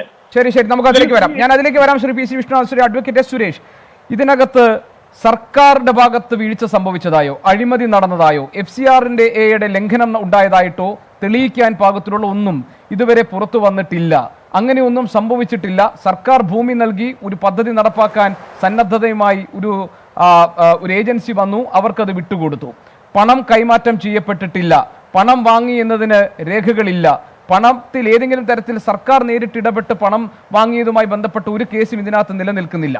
അപ്പോൾ CBI ഇതിനകത്ത് നടത്തുന്നത് രാഷ്ട്രീയ ഉദ്ദേശത്തോടു കൂടിയുള്ള ഇടപെടലാണ്. അതുകൊണ്ട് ഈ കേസ് തുടർന്ന് അന്വേഷിക്കാൻ CBI അനുവദിക്കരുത്, ആവശ്യമില്ല എന്ന നിലപാടാണ് സർക്കാർ ഇന്ന് കോടതിയിൽ സ്വീകരിച്ചത്. ഇതിനെ ഖണ്ഡിക്കാനുള്ള വാദങ്ങളുണ്ടോ താങ്കളുടെ കയ്യിൽ? ശ്രീ ഗോപികൃഷ്ണൻ, ഒന്ന്, ഇന്നലെ കൊടുത്തിരിക്കുന്ന ED കൊടുത്തിരിക്കുന്ന ചാർജ് ഷീറ്റിൽ ദൗർഭാഗ്യവശാൽ കേരളത്തിലെ എൻ്റെയും നിങ്ങളുടെയും ഉൾപ്പെടെ മുഖ്യമന്ത്രിയുടെ പേര് ആ കള്ളക്കടത്തുമായിട്ട് ബന്ധപ്പെട്ട കേസിൽ പരാമർശിക്കപ്പെട്ടിരിക്കുന്നു ചാർജ് ഷീറ്റിൽ. കാരണം കള്ളക്കടത്തിൻ്റെ രണ്ടാം പ്രതി 6 പ്രാവശ്യത്തിലേറെ മുഖ്യമന്ത്രിയുമായിട്ട് ഔദ്യോഗികമായിട്ട് ബന്ധപ്പെട്ടിട്ടുണ്ട്. അനൗദ്യോഗികമായി എത്ര ബന്ധപ്പെട്ടിട്ടുണ്ട് എന്നുള്ള വസ്തുതകൾ പുറത്തു വരാനിരിക്കുന്നു. ശരി, ഈ ഒരൊറ്റ കാര്യത്തിൽ ഞാനൊരു കാര്യം പറയട്ടെ. മുഖ്യമന്ത്രിയെ കുറിച്ച് EDയുടെ കുറ്റപത്രത്തിലുള്ള പരാമർശത്തിന് സാങ്കേതികമായി മറ്റൊരു സ്വഭാവമുണ്ട്. അതായത് ശിവശങ്കർ സ്വപ്ന സുരേഷിനോട് പറഞ്ഞതായി സ്വപ്ന സുരേഷ് നൽകിയ മൊഴിയാണ് അതിൽ രേഖപ്പെടുത്തിയിട്ടുള്ളത്. താങ്കൾ അത് ശ്രദ്ധിക്കുമല്ലോ. അല്ല ഗോപികൃഷ്ണൻ, EDയുടെ നിയമം അനുസരിച്ച് സെക്ഷൻ 52 അതോടൊപ്പം തന്നെ 53 അനുസരിച്ച് EDയുടെ മൊഴി ജുഡീഷ്യൽ പ്രൊസീഡിങ്സിൻ്റെ ഭാഗമാണ്.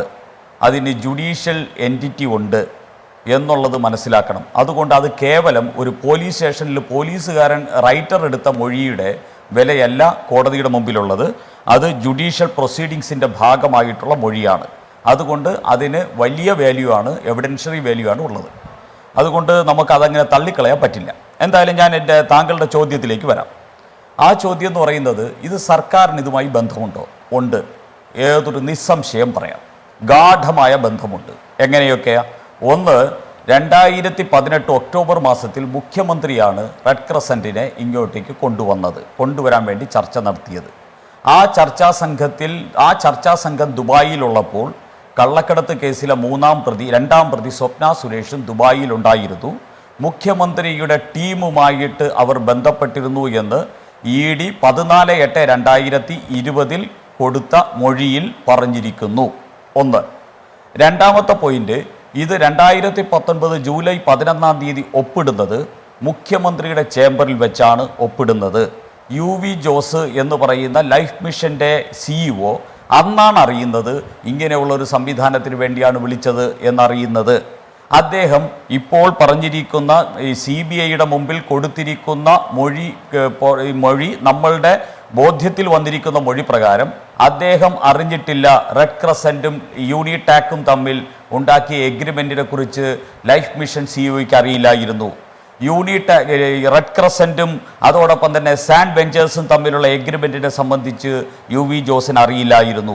അപ്പോൾ ഇതൊക്കെ അറിയാവുന്നത് പ്രിൻസിപ്പൽ സെക്രട്ടറിക്കും സ്വപ്ന സുരേഷിനും സന്ദീപിനും സരിത്തിനുമാണ് അറിയായിരുന്നത് എന്നും ഇന്നലെ കൊടുത്തിരിക്കുന്ന ചാർജ് ഷീറ്റിൽ ED വ്യക്തമായിട്ട് പറഞ്ഞിരിക്കുന്നു. രണ്ടാമത്തെ പോയിന്റ്. ഇനി മൂന്നാമത്തെ പോയിന്റ്, ഇത് ലോകത്തിൻ്റെ മുമ്പിൽ അറിയിച്ചത് സാക്ഷാൽ മുഖ്യമന്ത്രിയാണ്. നാലാമത്തെ പോയിന്റ്, മുമ്പും റെഡ് ക്രസൻറ്റ് ഈ കേരളത്തിൽ ചില എഗ്രിമെൻറ്റുകൾ ഈ ദുരിതാശ്വാസവുമായി ബന്ധപ്പെട്ട് ചെയ്തിട്ടുണ്ട്.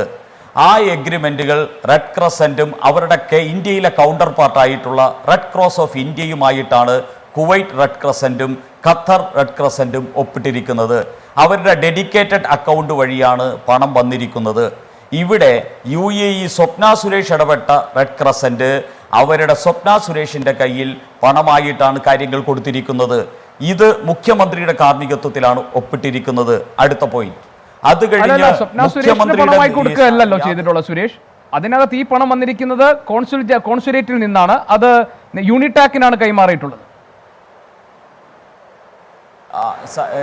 ഇപ്പോൾ നേരത്തെ സജീഷ് പറഞ്ഞതിൽ ഒരു കാര്യം ഞാൻ സമ്മതിക്കുന്നു. ഒരു ടെൻഡർ ഉണ്ടായിരുന്നു.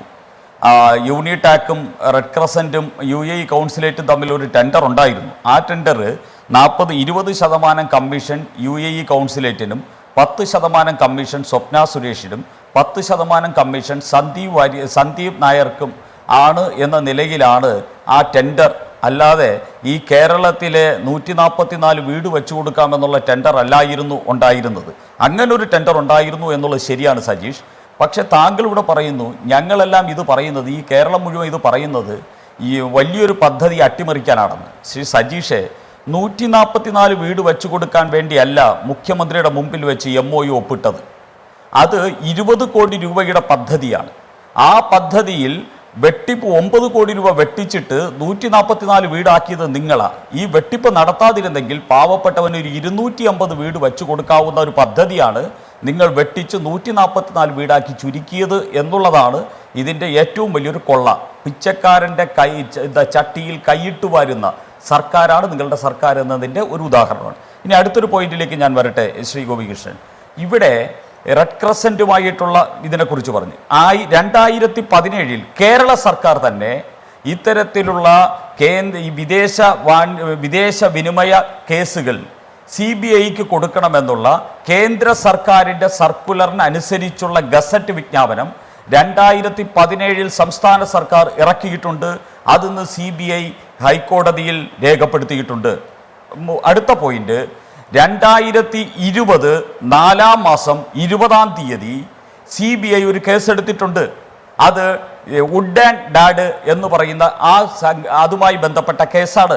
അത് 2.26 കോടി രൂപയുടെ വിദേശ നാണ്യം വന്ന കേസാണ്. അത് CBIയെ ഏൽപ്പിച്ചത് മുഖ്യമന്ത്രി പിണറായി വിജയനാണ്.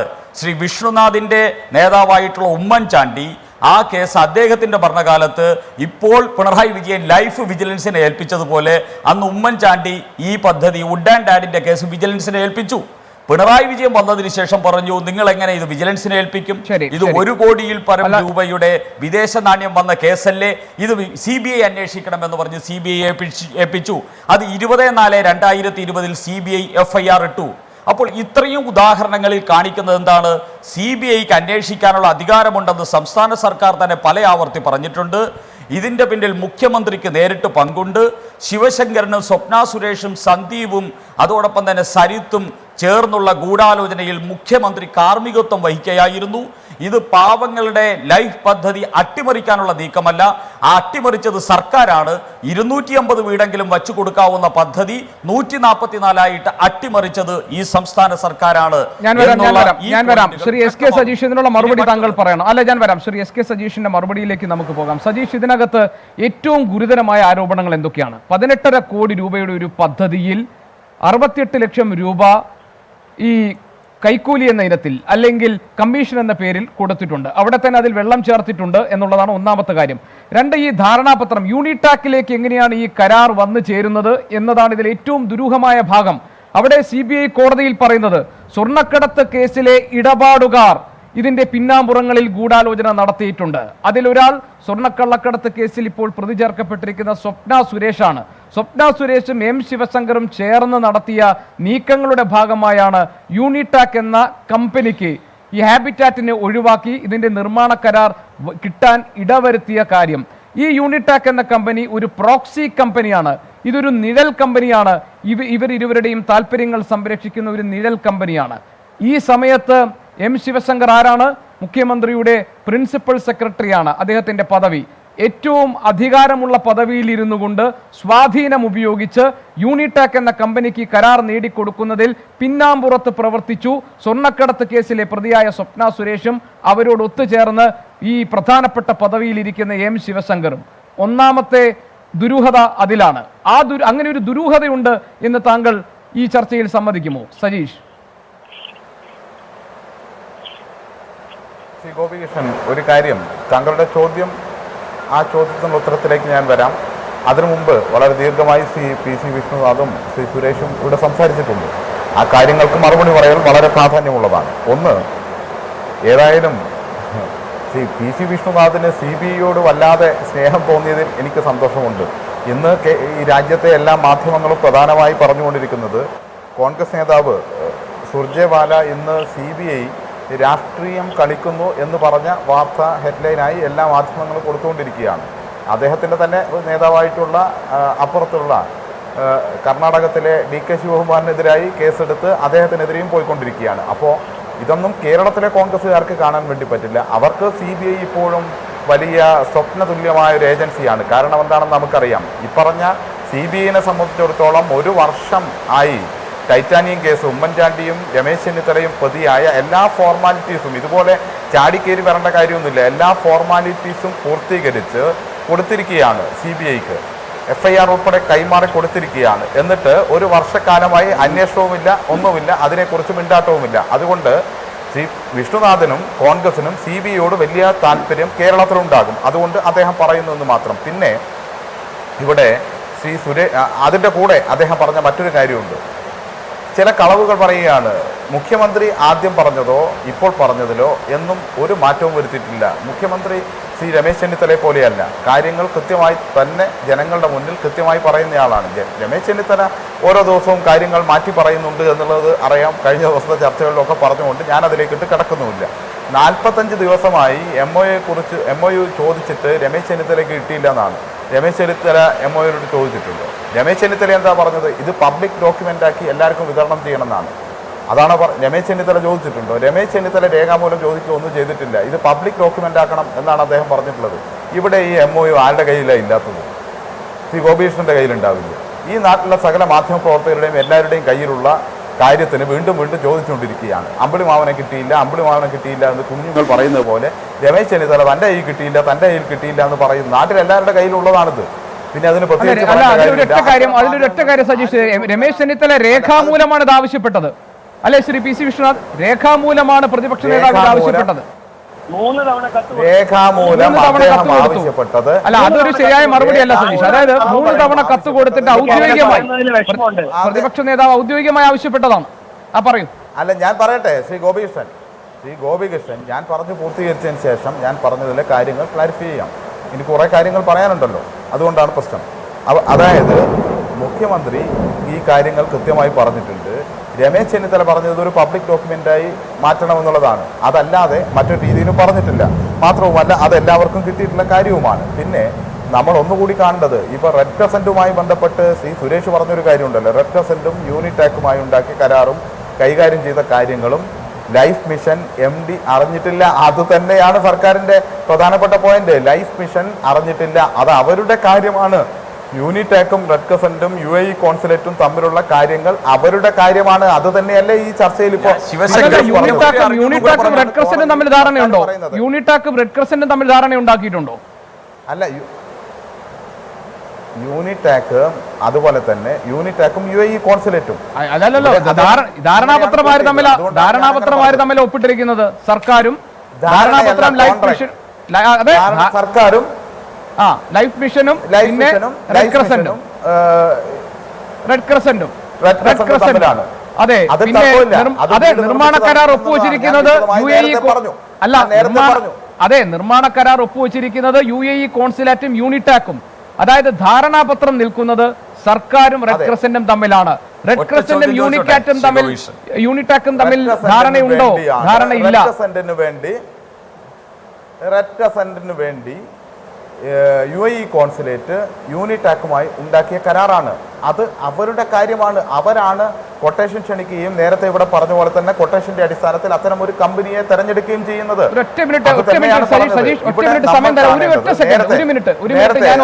സുരേഷ് അതിനകത്ത് ഒരു കാര്യം, ഒരു എതിരഭിപ്രായം പറഞ്ഞു, അതൊന്ന് കേട്ടിട്ട് താങ്കൾക്ക് അതിന് മറുപടി പറയാം. എന്താണ് അഡ്വക്കേറ്റ് സുരേഷ്? ഒറ്റ പോയിന്റിലെ ചോദ്യം. ശ്രീ സജീഷ്, നിങ്ങൾ വസ്തുതകൾ പറയുകയാണെങ്കിൽ ഞാനും വസ്തുത വെച്ച് തന്നെ ഞാൻ താങ്കളോട് ചോദിക്കട്ടെ. ഒറ്റ ചോദ്യം. ജൂലൈ 11 മുഖ്യമന്ത്രിയുടെ സാന്നിധ്യത്തിൽ റെഡ് ക്രസന്റും ലൈഫ് മിഷനും തമ്മിൽ ഒരു MOU ഒപ്പിട്ടു. ആ MOUയിൽ താങ്കൾ എതിർക്കുന്നില്ലല്ലോ. അതിൻ്റെ അടിസ്ഥാനത്തിൽ അതിൻ്റെ ആർട്ടിക്കിൾ 2 സബ്സെക്ഷൻ 3 പ്രകാരം ഈ കൺസ്ട്രക്ഷന് വേണ്ടി മറ്റൊരു MOU ആവശ്യമാണ്, എഗ്രിമെന്റ് ആവശ്യമാണ്. ആ എഗ്രിമെന്റിൽ ആദ്യത്തെ MOUയിലെ ഫസ്റ്റ് പാർട്ടി റെഡ് ക്രസന്റ് ആയിരുന്നുവെങ്കിൽ രണ്ടാമത്തെ എഗ്രിമെന്റിന്റെ ഫസ്റ്റ് പാർട്ടി റെഡ് ക്രസന്റിന് പകരം കൗൺസിലേറ്റ് ജനറൽ ആയിരുന്നു. ആദ്യത്തെ മുഖ്യമന്ത്രിയുടെ സാന്നിധ്യത്തിലുള്ള MOUന്റെ സെക്കൻഡ് പാർട്ടി സംസ്ഥാന സർക്കാരാണ്. സംസ്ഥാന സർക്കാരിന് വേണ്ടി ലൈഫ് മിഷൻ CEO ആണ് ഒപ്പിട്ടതെങ്കിൽ രണ്ടാമത്തെ എഗ്രിമെന്റിൽ യൂണിടാക്കാണ് സംസ്ഥാന സർക്കാരിൻ്റെ സാന്നിധ്യത്തിൽ സെക്കൻഡ് പാർട്ടിയായിട്ട് ഒപ്പിട്ടിരിക്കുന്നത്. ഞാൻ ചോദിക്കുന്നത്, എങ്ങനെയാണ് ലൈഫ് മിഷൻ CEO സെക്കൻഡ് പാർട്ടിയായിട്ട് ഒപ്പിട്ട MOUയുടെ അനുബന്ധമായി ആർട്ടിക്കിൾ 2 സബ്സെക്ഷൻ 3 പ്രകാരം ഉണ്ടാക്കിയ എഗ്രിമെന്റിൽ സർക്കാരിന്റെ സ്ഥലത്ത് യൂണിടാക്ക് ഒപ്പിട്ടത് എങ്ങനെയാണ് എന്നുള്ളത് വളരെ വ്യക്തമായ ചോദ്യമാണ്.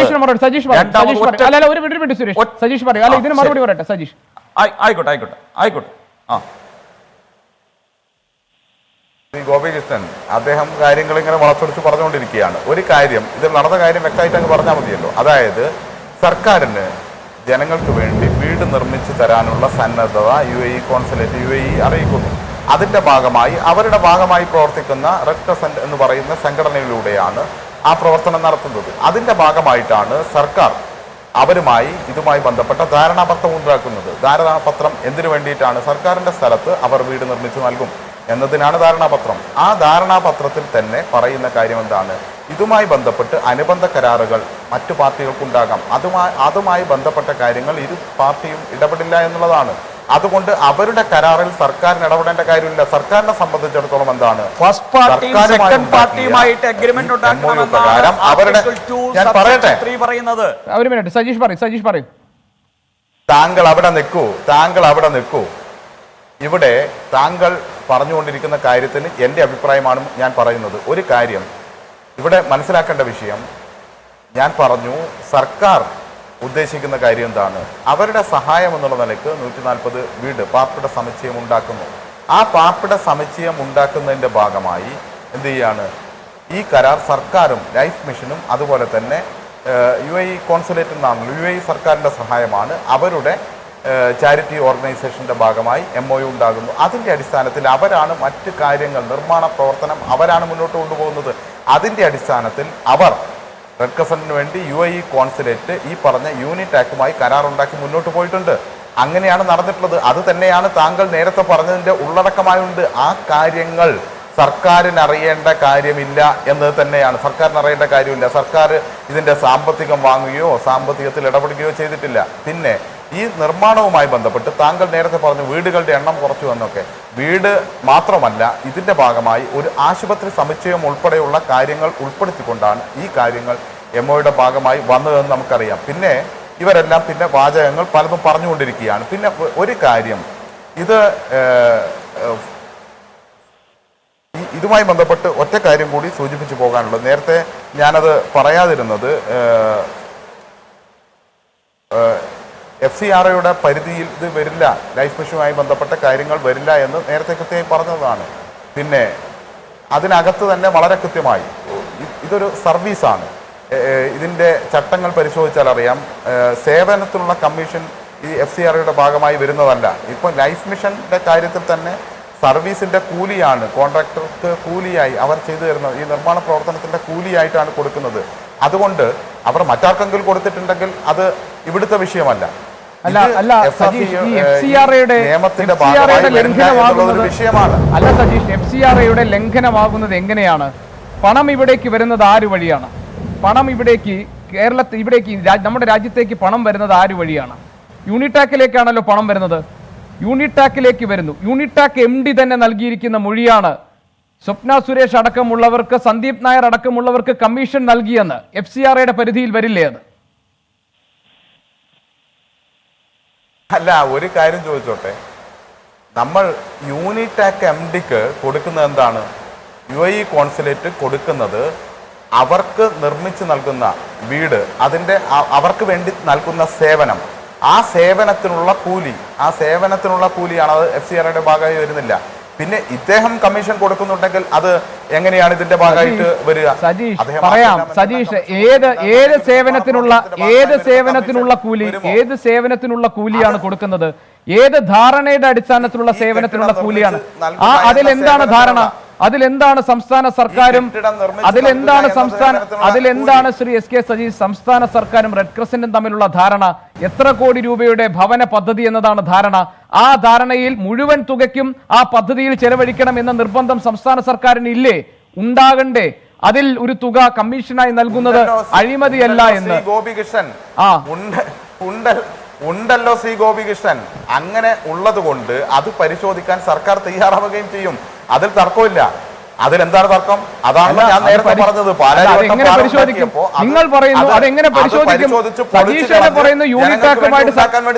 അത് പരിശോധിക്കാനാണല്ലോ വിജിലൻസ് അന്വേഷണം നടക്കുന്നത്. നമ്മൾ പറയുന്ന കാര്യം എന്താണ്? ലംഘനമുണ്ടോ എന്നുള്ളതാണ് ചോദ്യം. ഞാൻ ചോദിക്കുന്നത് സജീഷ്, ഇത് എങ്ങനെ? അല്ല, താങ്കൾ പറഞ്ഞത് ഇത് സർക്കാർ കണ്ടുപിടിക്കുമെന്ന് താങ്കളുടെ തന്നെ വാദത്തിൽ താങ്കൾ ഇതിന്റെ കാര്യത്തിലൊന്നും വരുന്നില്ല. ഞാൻ പറയട്ടെ ശ്രീ ഗോപികൃഷ്ണൻ, ഇതിന്റെ കാര്യത്തിലൊന്നും FCRAയുടെ ലംഘനം വരുന്നില്ല. സ്റ്റേറ്റ് ഗവൺമെന്റിന്റെയോ സെൻട്രൽ ഗവൺമെന്റിന്റെയോ ഒരു ട്രാൻസാക്ഷന് വേണ്ടി ഒരു ഏജന്റായി പ്രവർത്തിക്കുന്നത് FCRAയുടെ പരിധിയിൽപ്പെടുന്നതല്ല. ഇതെല്ലാം നിലനിൽക്കുമ്പോഴാണ്, ഇതെല്ലാം കേന്ദ്ര സർക്കാർ തന്നെ, ഏറ്റവും ഒടുവിൽ നമുക്കറിയാം കേന്ദ്ര സർക്കാരിന്റെ കഴിഞ്ഞ ജനുവരി 30 വിജ്ഞാപനം ഉൾപ്പെടെ, നോട്ടിഫിക്കേഷൻ ഉൾപ്പെടെ പരിശോധിച്ചാൽ അതും സംസ്ഥാന സർക്കാർ നിയമപരമായി രൂപീകരിക്കുന്ന ഏതെങ്കിലും ഓർഗനൈസേഷൻ എന്ത് ചെയ്യുന്നില്ല, സമ്പൂർണ്ണമായി FCRAയുടെ പരിധിയിൽ നിന്ന് ഒഴിവാക്കപ്പെട്ടിട്ടുള്ളതാണ് എന്നെല്ലാം നമുക്കറിയാം. ഇതെല്ലാം അറിഞ്ഞുകൊണ്ടിരിക്കുമ്പോഴും വളരെ കൃത്യമായി CBI കൊണ്ടുവന്ന് ഇത് എന്ത് ചെയ്യാണ്, ഇതൊരു പുകമറയിൽ നിർത്തി പോകാൻ. ഞാൻ ചോദിക്കട്ടെ, സജീഷ് എന്നോട് പറഞ്ഞത് ഒറ്റ കാര്യം കൂടി പറയട്ടെ. സുരേഷ് ശ്രീ ഗോപികൃഷ്ണൻ, ഒരു കാര്യം, അവരൊക്കെ വാചാലരായി പല ആരോപണങ്ങൾ ഉന്നയിച്ചു പോവുകയല്ലേ. അതിന്റെ കൂട്ടത്തിൽ എനിക്ക് സുരേഷിനോട് ചോദിക്കേണ്ട ചോദ്യമുണ്ട്. അത് ചോദിച്ചതിന് ശേഷം താങ്കൾ എന്നോട് ചോദിച്ചോളൂ, എനിക്ക് കുഴപ്പമില്ല. ഒരു കാര്യം മനസ്സിലാക്കേണ്ടത്, ഇവിടെ ചട്ടങ്ങളെല്ലാം കാറ്റിൽ പറത്തി പോവുകയാണ് കേന്ദ്ര സർക്കാർ. V. മുരളീധരൻ എന്ന് പറയുന്ന മന്ത്രി, ആ മന്ത്രിയാണല്ലോ വിദേശത്ത് നടന്ന മന്ത്രിതല സമ്മേളനത്തിലേക്ക് തൻ്റെ ഇഷ്ടക്കാരിയായ ഒരാളെയും കൂട്ടിപ്പോയത്. ഇത് എന്ത് നിയമത്തിന്റെ അടിസ്ഥാനത്തിലാണ്? അതുകൊണ്ടാണല്ലോ ഇന്ന് പ്രധാനമന്ത്രി അത് അന്വേഷിക്കണമെന്ന് തീരുമാനിച്ചല്ലോ. ആ അന്വേഷണം മുന്നോട്ട് പോകുന്നുണ്ടല്ലോ. ഇതൊന്നും ചർച്ച ചെയ്യാൻ തയ്യാറല്ല. ഇതൊക്കെ പ്രഥമദൃഷ്ടി അബോധ്യമാണ്. ഒന്നുമല്ലാത്ത ഒരാൾ ചെന്ന് ഒരു വിദേശകാര്യ മന്ത്രിയുടെ കൂടെ ഒരു അന്താരാഷ്ട്ര യോഗത്തിൽ വേദിയിലിരിക്കുന്നു. ചർച്ച ചെയ്യപ്പെടണ്ട ഇവിടെ, അതിന് മറുപടി പറയേണ്ട കാര്യം. അത് ചർച്ച ചെയ്യപ്പെടേണ്ടതാണ് സജീഷ്. ആ വിഷയം ചർച്ച എടുക്കേണ്ടതാണ്. താങ്കൾ പറഞ്ഞതുപോലെ പ്രധാനമന്ത്രിയുടെ ഓഫീസ്, വിദേശകാര്യ പ്രധാനമന്ത്രിയുടെ ഓഫീസ് വിദേശകാര്യ മന്ത്രാലയത്തോട് അല്ലല്ല ഇപ്പോൾ അല്ല സജീഷ് ഞാൻ സജീഷ് താങ്കൾ വായിച്ചപ്പോൾ എന്താണ് അതിന്റെ കൂടെ ചട്ടലംഘനങ്ങൾ പലത് നടക്കുമ്പോൾ എന്തേ ഇത്രയും ഗൗരവമായി ഈ വിഷയം ചർച്ച ചെയ്യുമ്പോൾ ആദ്യാവസാനം ചർച്ച ചെയ്യപ്പെടേണ്ട പേരാണ് ശ്രീ വി മുരളീധരന്റേത്.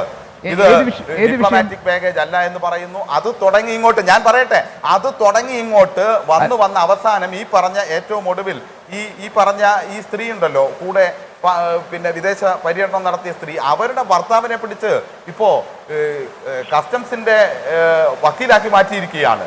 എന്തെല്ലാമാണ് ചെയ്തുകൊണ്ടിരിക്കുന്നത്? അല്ലെ നമുക്ക് ഈ ലൈഫ് മിഷൻ പദ്ധതിയുമായി ബന്ധപ്പെട്ട്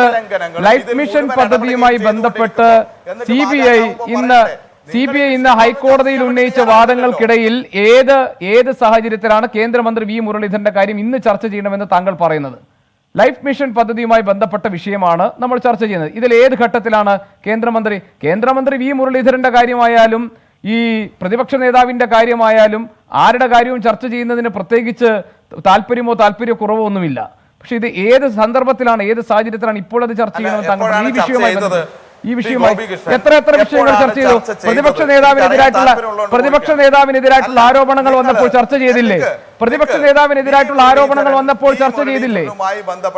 ശ്രീ ഗോപികൃഷ്ണൻ, ഞാൻ വളരെ ലളിതമായി ചോദിക്കുകയാണ്. വി മുരളീധരനുമായി ബന്ധപ്പെട്ട ഒരു കേരളത്തിൽ നിന്നുള്ള ഒരു ഏക കേന്ദ്ര സഹമന്ത്രിയുമായി ബന്ധപ്പെട്ട സ്മിതാ മേനോൻ എന്ന് പറയുന്ന സ്ത്രീ, അവർ വിദേശ പര്യടനത്തിന് കൂടെ പോയി, അതെന്തെങ്കിലും ആവട്ടെ, അത് നമ്മുടെ വിഷയമല്ല. അവിടെ ഒരു മന്ത്രിതല വിദേശ സമ്മേളനത്തിൽ പങ്കെടുക്കുന്നു. അത് തെറ്റാണെന്ന് പ്രഥമ ദൃഷ്ട്യാ ബോധ്യപ്പെടുന്ന ഒരു വിഷയം ഇന്ന് അത് പ്രധാനമന്ത്രി തന്നെ അന്വേഷിക്കാൻ വേണ്ടി തീരുമാനമെടുക്കുകയും PMO ഓഫീസ് വിശദീകരണം ചോദിക്കുകയും ചെയ്തപ്പോൾ ഇന്ന് കേരളത്തിലെ പ്രധാനപ്പെട്ട ഒരു വാർത്തയല്ലേ അത്? ആ വാർത്ത നിങ്ങൾ 1 മണിക്കൂർ ചർച്ചയിൽ ഒരു 15 മിനിറ്റ് നമുക്ക് അതുകൂടി ചർച്ച ചെയ്യണം എന്ന് പറഞ്ഞ് മാറ്റിവെക്കേണ്ടതില്ലേ?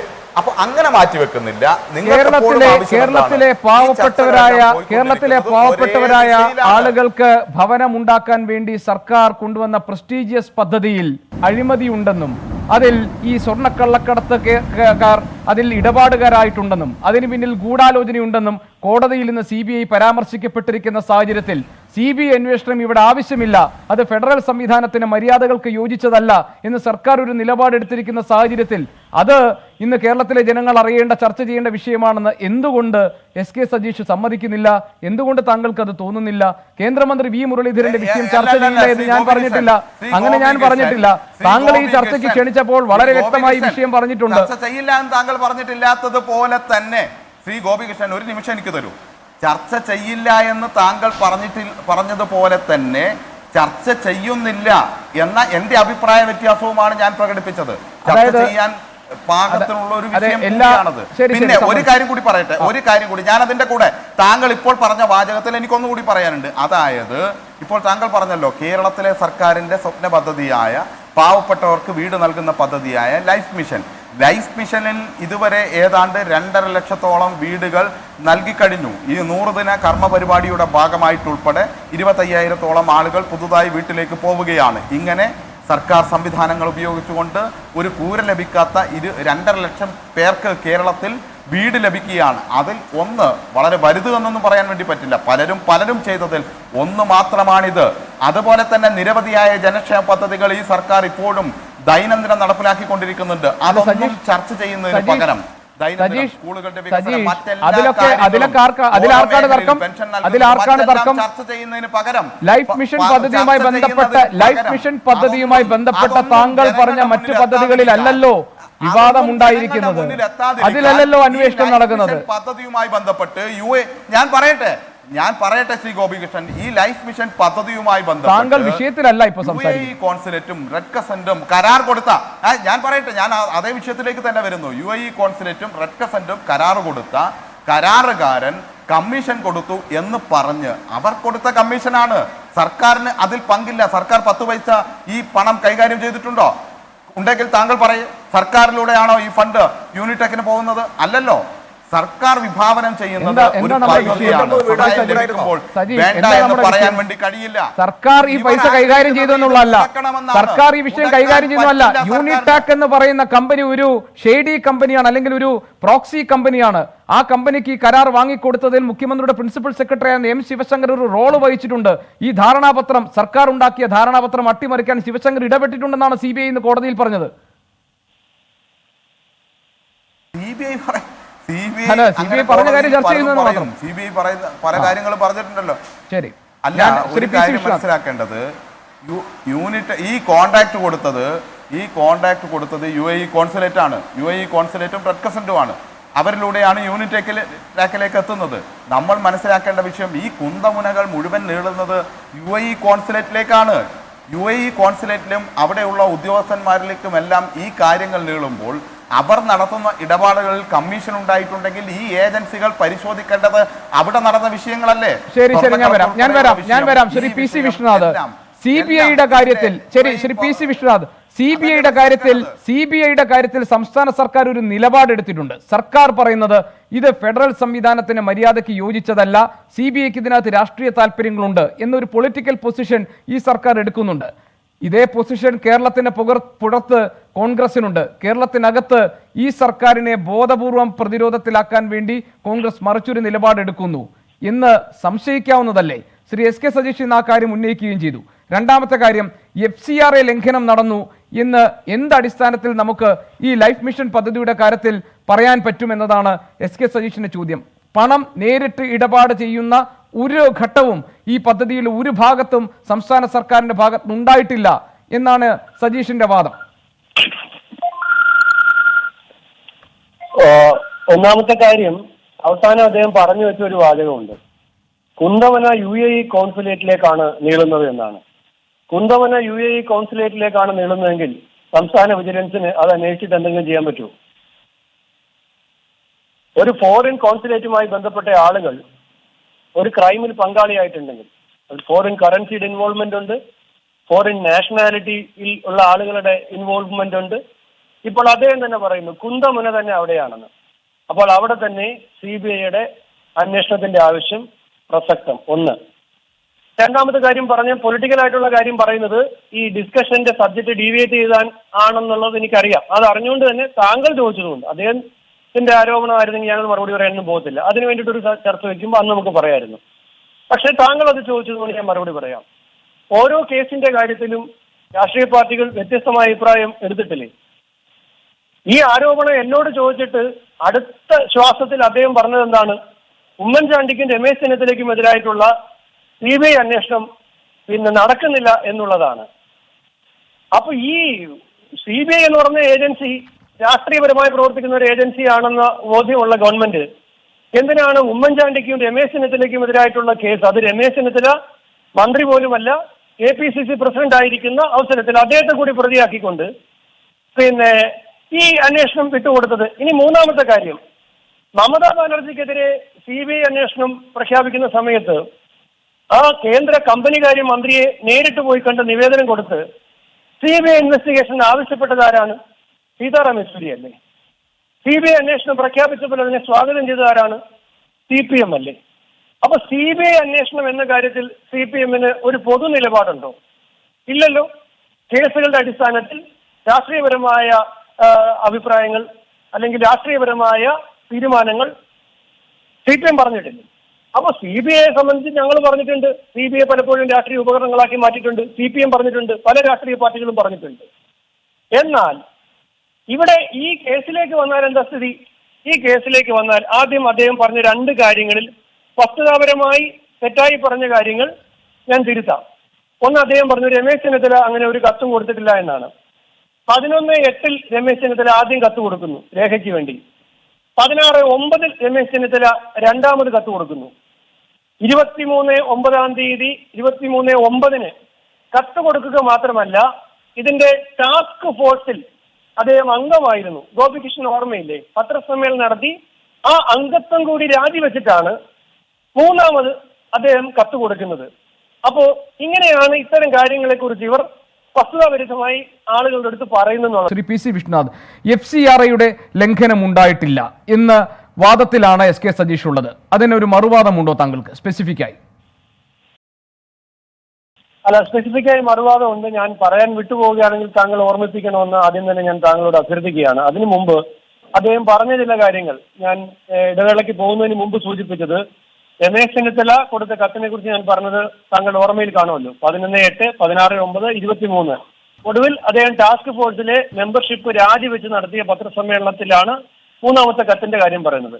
ഇനി ഗോപികൃഷ്ണൻ നമ്മൾ മനസ്സിലാക്കേണ്ടത്, ഈ വടക്കാഞ്ചേരി ലൈഫ് ഭവന നിർമ്മാണ തട്ടിപ്പ് എന്ന് പറഞ്ഞത് ഒരു പ്രതിപക്ഷ ആരോപണമാണോ? ആണോ?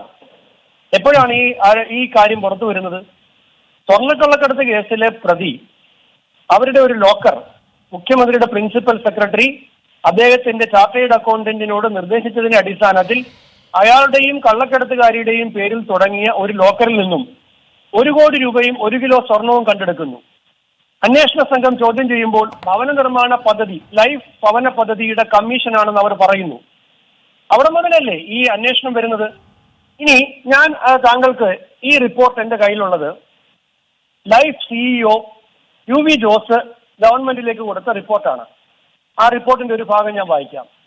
2019 ഏപ്രിൽ മാസം അവസാന വാരത്തിൽ മുഖ്യമന്ത്രിയുടെ പ്രിൻസിപ്പൽ സെക്രട്ടറി 200 ഭവനങ്ങൾ അടങ്ങിയ സമുച്ചയ നിർമ്മാണത്തിന് UAE-യിൽ നിന്നും ഒരു സ്പോൺസറെ ലഭിക്കുവാൻ സാധ്യതയുള്ളതായി അറിയിച്ചു.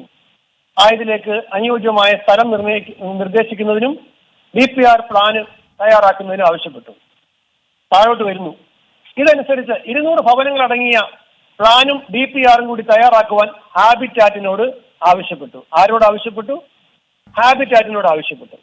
ഇനി അടുത്ത ഡോക്യുമെന്റ് ഞാൻ വായിക്കാം. എന്താ അടുത്ത document?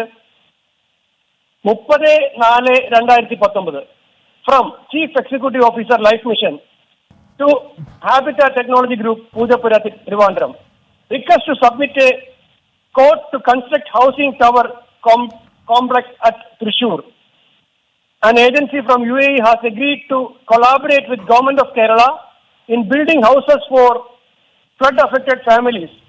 In this context, it proposed to consider taking up a housing complex. എന്ന് പറഞ്ഞിട്ട് അവരോട് ആവശ്യപ്പെടുകയാണ്. എന്താണ്? The sponsor is looking for an agency who can construct the complex for them. നിങ്ങളെ അതുകൊണ്ട് ഞങ്ങൾ ഇത് നൽകാൻ ആഗ്രഹിക്കുന്നു എന്ന് പറഞ്ഞുകൊണ്ട് ലൈഫ് CEO ഹാബിറ്റാറ്റിന് അയച്ച കത്താണ്. ഗവൺമെന്റ് ഡോക്യുമെന്റ് ആണിത്. പബ്ലിക് ഡൊമൈനിൽ വിവരാവകാശ നിയമപ്രകാരം ആര് ചോദിച്ചാലും 10 രൂപയ്ക്ക് കിട്ടുന്ന സാധനമാണിത്. ഇത് അപ്പോഴാണ് നമ്മൾ പറയുന്നത് ഹാബിറ്റാറ്റ് ഒന്നും ഉണ്ടായിരുന്നില്ല എന്നാണ്. അതിനുശേഷം നമുക്ക് ആലോചിക്കണം. അതിനുശേഷം എന്താ സംഭവിക്കുന്നത്? ഈ 11-ാം തീയതി ഒരു MOU ഒപ്പുവയ്ക്കുന്നു. അതിനെക്കുറിച്ച് ഇതിനകത്ത് പറയുന്നത് എന്താണെന്നറിയോ? അന്ന് രാവിലെയാണ് ലൈഫ് മിഷൻ CEOയ്ക്ക് അറിയിപ്പ് കിട്ടുന്നത്. അന്ന് വൈകിട്ട് 5 മണിക്കുള്ള ധാരണാപത്രം ഒപ്പിടാൻ ചെല്ലണം. അതിലെ 2ാം കക്ഷി ആരാണ്? Life mission CEO. 1ാം കക്ഷി ആരാണ്? Red crescent. ഈ 2ാം കക്ഷിയായ ലൈഫ് മിഷൻ CEO ഈ സാധനം കണ്ടിട്ടില്ലാത്തത് കൊണ്ടാണ് ഈ MOU ശിവശങ്കർ ഹൈജാക്ക് ചെയ്തു എന്ന് ആര് പറഞ്ഞത്? CBI ഇന്ന് കോടതിയിൽ പറഞ്ഞത്.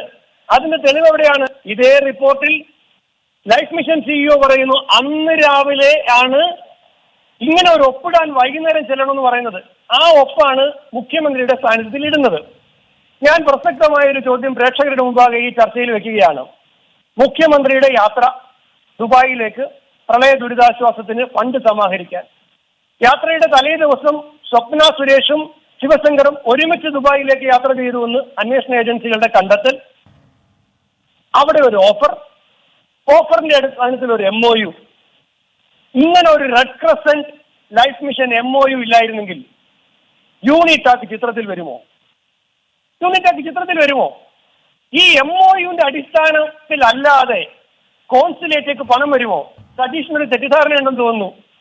അതായത് റെഡ് ക്രസന്റ് എന്ന് പറഞ്ഞ സർക്കാരിന്റെ സംവിധാനം അല്ല, അത് ഒരു ചാരിറ്റി, ഇന്റർനാഷണൽ ചാരിറ്റിയാണ്. UAE ഗവൺമെന്റിന്റെ ഒരു പ്രോജക്റ്റ് അല്ല കോൺസുലേറ്റിന് പണത്തിന് കൊടുക്കുന്നത്.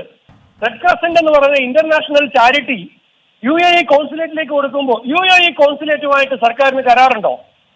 സർക്കാരിന്റെ കരാർ റെഡ് ക്രസന്റും ലൈഫ് മിഷനും റെഡ് ക്രസന്റുമായിട്ടല്ലേ? എന്നിട്ട് കോൺസുലേറ്റ് ഈ പണം യൂണിടാക്കിന് കൊടുക്കുന്നു. ഗോപികൃഷ്ണന്റെ കൃത്യമായ ചോദ്യം എന്താ, അതിൽ FCRA വയലേഷൻ ഉണ്ടോ എന്നുള്ള കാര്യത്തിനുള്ള മറുപടിയാണ്. അതിന് അവര് പറയുന്ന ന്യായമുണ്ട്, CBI വെക്കുന്ന വാദമുണ്ട്, നമ്മൾ പറയുന്ന കാര്യമുണ്ട്. അതില് സെക്ഷൻ 50 അനുസരിച്ച് ലൈഫ് മിഷൻ FCRAയുടെ പരിധിയിൽ വരില്ല എന്നാണ് ലൈഫ് മിഷൻ കൊടുത്തിരിക്കുന്ന അപേക്ഷയിൽ. താങ്കൾ വായിച്ചിട്ടുണ്ടല്ലോ. സെക്ഷൻ 50 എന്ന് പറഞ്ഞാൽ ഈ സ്റ്റാറ്റ്യൂട്ടറി ഓഡിറ്റ് നടക്കുന്ന ഒരു സംവിധാനമാണ്. പിന്നെ പറഞ്ഞത് കേന്ദ്ര ഗവൺമെന്റിന്റെ നോട്ടിഫിക്കേഷനാണ്.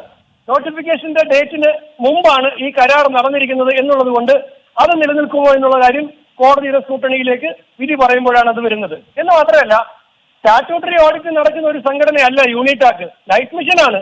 ലൈഫ് മിഷനിലേക്കല്ല പണം വന്നത്. അപ്പൊ സെക്ഷൻ 50 പ്രകാരം FCRAയുടെ അനുവാദമുണ്ടെന്ന് പറഞ്ഞത് നിൽക്കത്തില്ല. സെക്ഷൻ 4 പ്രകാരം FCRA എക്സംഷൻ ഉണ്ട് യൂണിടാക്കിന് എന്ന് വാദിച്ചാൽ സെക്ഷൻ 4 നിൽക്കുന്നത് സെക്ഷൻ 3യിൽ പറയുന്ന, സെക്ഷൻ 3യിൽ കുറെ വിഭാഗത്തെ കുറിച്ച് പറയുന്നുണ്ട്. സെക്ഷൻ 3യിൽ പറയുന്നവർക്ക് മാത്രമേ സെക്ഷൻ 4ന്റെ എക്സംഷൻ കിട്ടത്തുള്ളൂ. അത് യൂണിടാക്കിന് കിട്ടില്ല.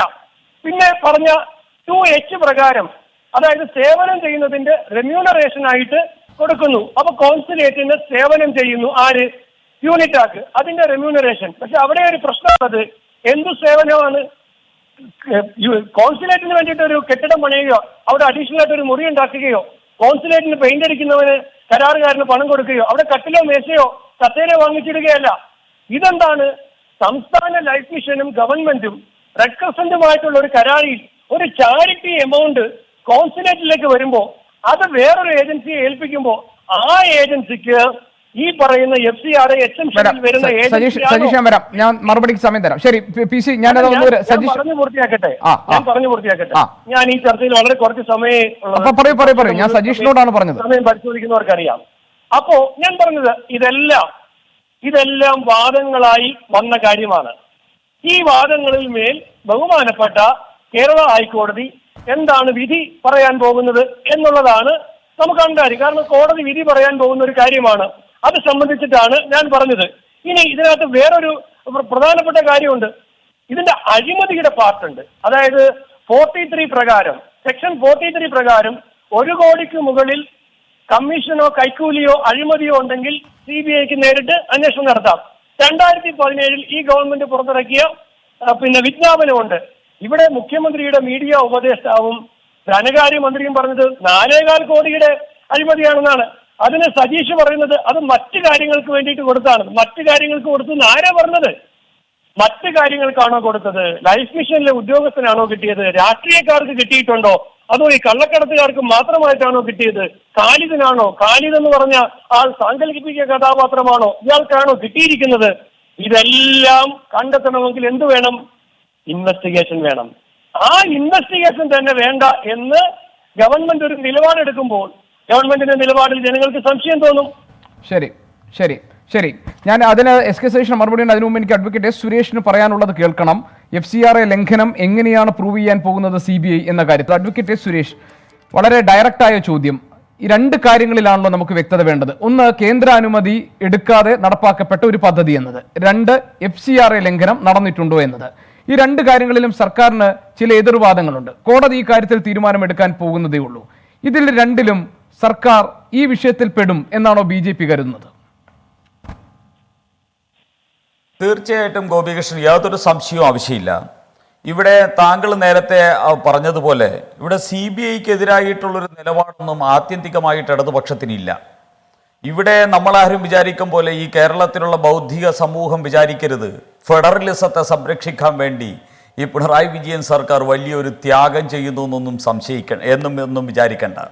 ഇത് ഇന്ന് CBIക്കെതിരെ കോടതിയിൽ പോയിരിക്കുന്നത് സ്വപ്ന സുരേഷ് വാങ്ങിക്കൊണ്ടുപോയ 1.8 കോടി രൂപ സ്വപ്ന സുരേഷിൻ്റെ ആ 8 കോടി രൂപ സംരക്ഷിക്കാൻ വേണ്ടിയാണ്.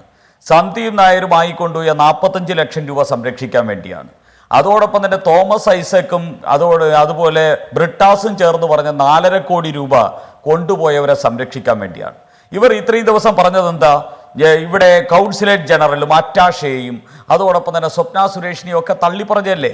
ഇന്നിപ്പോൾ മുഖ്യമന്ത്രി ചെയർമാനായിട്ടുള്ള ലൈഫ് മിഷൻ ഹൈക്കോടതിയിൽ കൊടുത്തിരിക്കുന്ന സത്യവാങ്മൂലം, കൊടുത്തിരിക്കുന്ന കേസ് ആത്യന്തികമായിട്ട് എന്തിനാണ് എന്ന് ചോദിച്ചാൽ സ്വപ്ന സുരേഷിനെയും സന്ദീപ് നായരെയും പോലെയുള്ള കള്ളക്കടത്തുകാരെ സംരക്ഷിക്കാൻ വേണ്ടിയാണ് എന്ന് വ്യക്തമാകുന്നു. ഇവിടെ നമ്മളൊന്ന് കാണേണ്ടത്, ഇവിടെ ഇതൊക്കെ പറയുന്ന സമയത്ത് നമ്മുടെ കമ്മ്യൂണിസ്റ്റുകാർക്ക് പൊതുവെ ഒരു സ്വഭാവമുണ്ട്. കാരണം അവർ പറയും ഇതിനെ വലിയ സൈദ്ധാന്തികവൽക്കരിക്കും. അതാണ് ഒന്ന് ഫെഡറലിസം എന്ന് പറയുന്ന സൈദ്ധാന്തികവൽക്കരണം. പിന്നെ ലൈഫ് മിഷന്റെ പേരിൽ പാവങ്ങളുടെ പ്രശ്നമാണ് നമ്മൾ ഉപയോഗിക്കുന്നതെന്ന്. ഇപ്പോൾ ഇവർക്ക് ഈ പാവങ്ങൾക്ക് ഉണ്ടല്ലോ, ഈ പാവങ്ങൾ വീടില്ലാത്തവൻ, പട്ടിണി കിടക്കുന്നവൻ, ദുരന്തം അനുഭവിച്ച് പൊട്ടിക്കരയുന്നവനൊക്കെ ഇവർക്ക് ഒരു കാലത്ത് ഇവർക്ക് അവർക്ക് സ്വർഗരാജ്യം ഉണ്ടാക്കാൻ വേണ്ടിയായിരുന്നു കമ്മ്യൂണിസ്റ്റ് പാർട്ടി. ഇന്ന് കമ്മ്യൂണിസ്റ്റ് പാർട്ടി ഈ ദുരന്തത്തിൽ അകപ്പെട്ടിരിക്കുന്നവനെ അസംസ്കൃത വസ്തുവാക്കി കണ്ട് കമ്മ്യൂണിസ്റ്റുകാർ സ്വർഗരാജ്യം ഉണ്ടാക്കുന്ന ഒരു പാർട്ടിയായിട്ട് കമ്മ്യൂണിസ്റ്റ് പാർട്ടി മാറി. വിഷയത്തിൽ നിന്ന് പോകരുത്. ഇല്ല, അല്പം പോലും പോവില്ല. കാരണം ഞാൻ നേരത്തെ ചോദിച്ച ഒരു 10ഓളം ചോദ്യങ്ങളുണ്ട്. ഒരു ചോദ്യത്തിന് പോലും സജീഷ് ഉത്തരം പറഞ്ഞിട്ടില്ല. ഇനി ഞാൻ ഒരു 4-5 ചോദ്യം കൂടെ എനിക്ക് ചോദിക്കാനുണ്ട്. സജീഷ് ഉത്തരം പറയില്ല എന്നും പിണറായി വിജയന് പോലും ഉത്തരമില്ല എന്നും എല്ലാവർക്കും അറിയാം. കിടക്കും, അതിന് അവർ കണ്ടുപിടിച്ചോളൂ. ഒന്ന് ഞാൻ ചോദിക്കട്ടെ, ഇവിടെ FCR ഞാൻ സജീഷിനോട് ചോദിക്കുന്നു. സജീഷെ, മുഖ്യമന്ത്രിയുടെ സാന്നിധ്യത്തിൽ റെഡ് ക്രസന്റും ലൈഫ് മിഷനും തമ്മിലല്ലേ കരാർ ഒപ്പിട്ടത്? എന്നിട്ട് ഈ പൈസ കൊടുത്തതാരാ? റെഡ് ക്രസന്റ് ആണോ? റെഡ് ക്രസന്റ് ആണ് പൈസ കൊടുത്തത് എന്നതിന്റെ പേരിൽ എന്തെങ്കിലും ഒരു തെളിവ് സർക്കാർ കോടതിയുടെ മുമ്പിൽ സമർപ്പിച്ചിട്ടുണ്ടോ? അവിടെ പൈസ കൊടുത്തത് കൗൺസിലേറ്റ് ജനറൽ ആണ്. കൗൺസിലേറ്റ് ജനറൽ എന്ന് പറഞ്ഞാൽ UAE സർക്കാരാണ്. എങ്ങനെ ഒരു സർക്കാരിന് മറ്റൊരു പരമാധികാര രാജ്യത്ത് ഇത്തരത്തിൽ പണം കൊടുത്ത് ആ രാജ്യത്തിന്റെ സ്ഥലത്ത്? അതാണ് ഏറ്റവും പ്രധാനപ്പെട്ട ചോദ്യം അഡ്വക്കേറ്റ് സുരേഷ്. അതാണ് ഏറ്റവും പ്രധാനപ്പെട്ട ചോദ്യം. സജീഷ്, ഞാൻ ഇടപെടുന്നില്ല, താങ്കളുടെ മറുപടി. അല്ലല്ല സുരേഷ്, ഞാൻ ഇതിൽ മറുപടി അതും കൂടെ വളരെ വേഗം സമയം ഞാൻ പറഞ്ഞു തീർക്കാം. നിങ്ങൾ ഗുണമേന്മയെ കുറിച്ച് പറഞ്ഞു. ഞാൻ ചോദിക്കട്ടെ ശ്രീ സജീഷ്, അവിടെ സോയിൽ ടെസ്റ്റ് നടത്തിയിട്ടില്ല. ഗുണമേന്മ നമ്മൾ ചർച്ച ചെയ്താണ് സുരേഷ്, ചർച്ച ചെയ്താണ്. സജീഷ്, ഇനി ഞാൻ ഇടപെടുന്നില്ല. സജീഷിന്റെ മറുപടിയിൽ ഞാൻ ഈ ചർച്ച അവസാനിപ്പിക്കും. സജീഷ്, ഞാൻ ഇടപെടുന്നില്ല, മറുപടി വളരെ വേഗം. നിങ്ങൾ എന്ത് വിഡ്ഢിത്തമാണ് ഈ നാട്ടിൽ പറയുന്നത്? സജീഷ് പറയൂ. ഗോപികൃഷ്ണൻ, പറയൂ. ഞാനൊരു കാര്യം ആദ്യമേ പറയാം. താങ്കൾ എനിക്ക് എത്ര സമയം തരുമെന്ന് എനിക്കറിയില്ല. കഴിഞ്ഞ അരമണിക്കൂർ നേരമായി താങ്കളുടെ നേരത്തെ ഇടവേളയ്ക്ക് ശേഷം ഞാൻ കാത്തു നിൽക്കുകയാണ്. അരമണിക്കൂർ സമയമായി.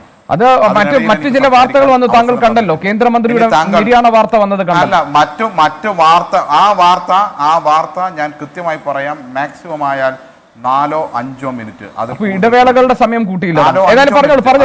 പോയിട്ടില്ല.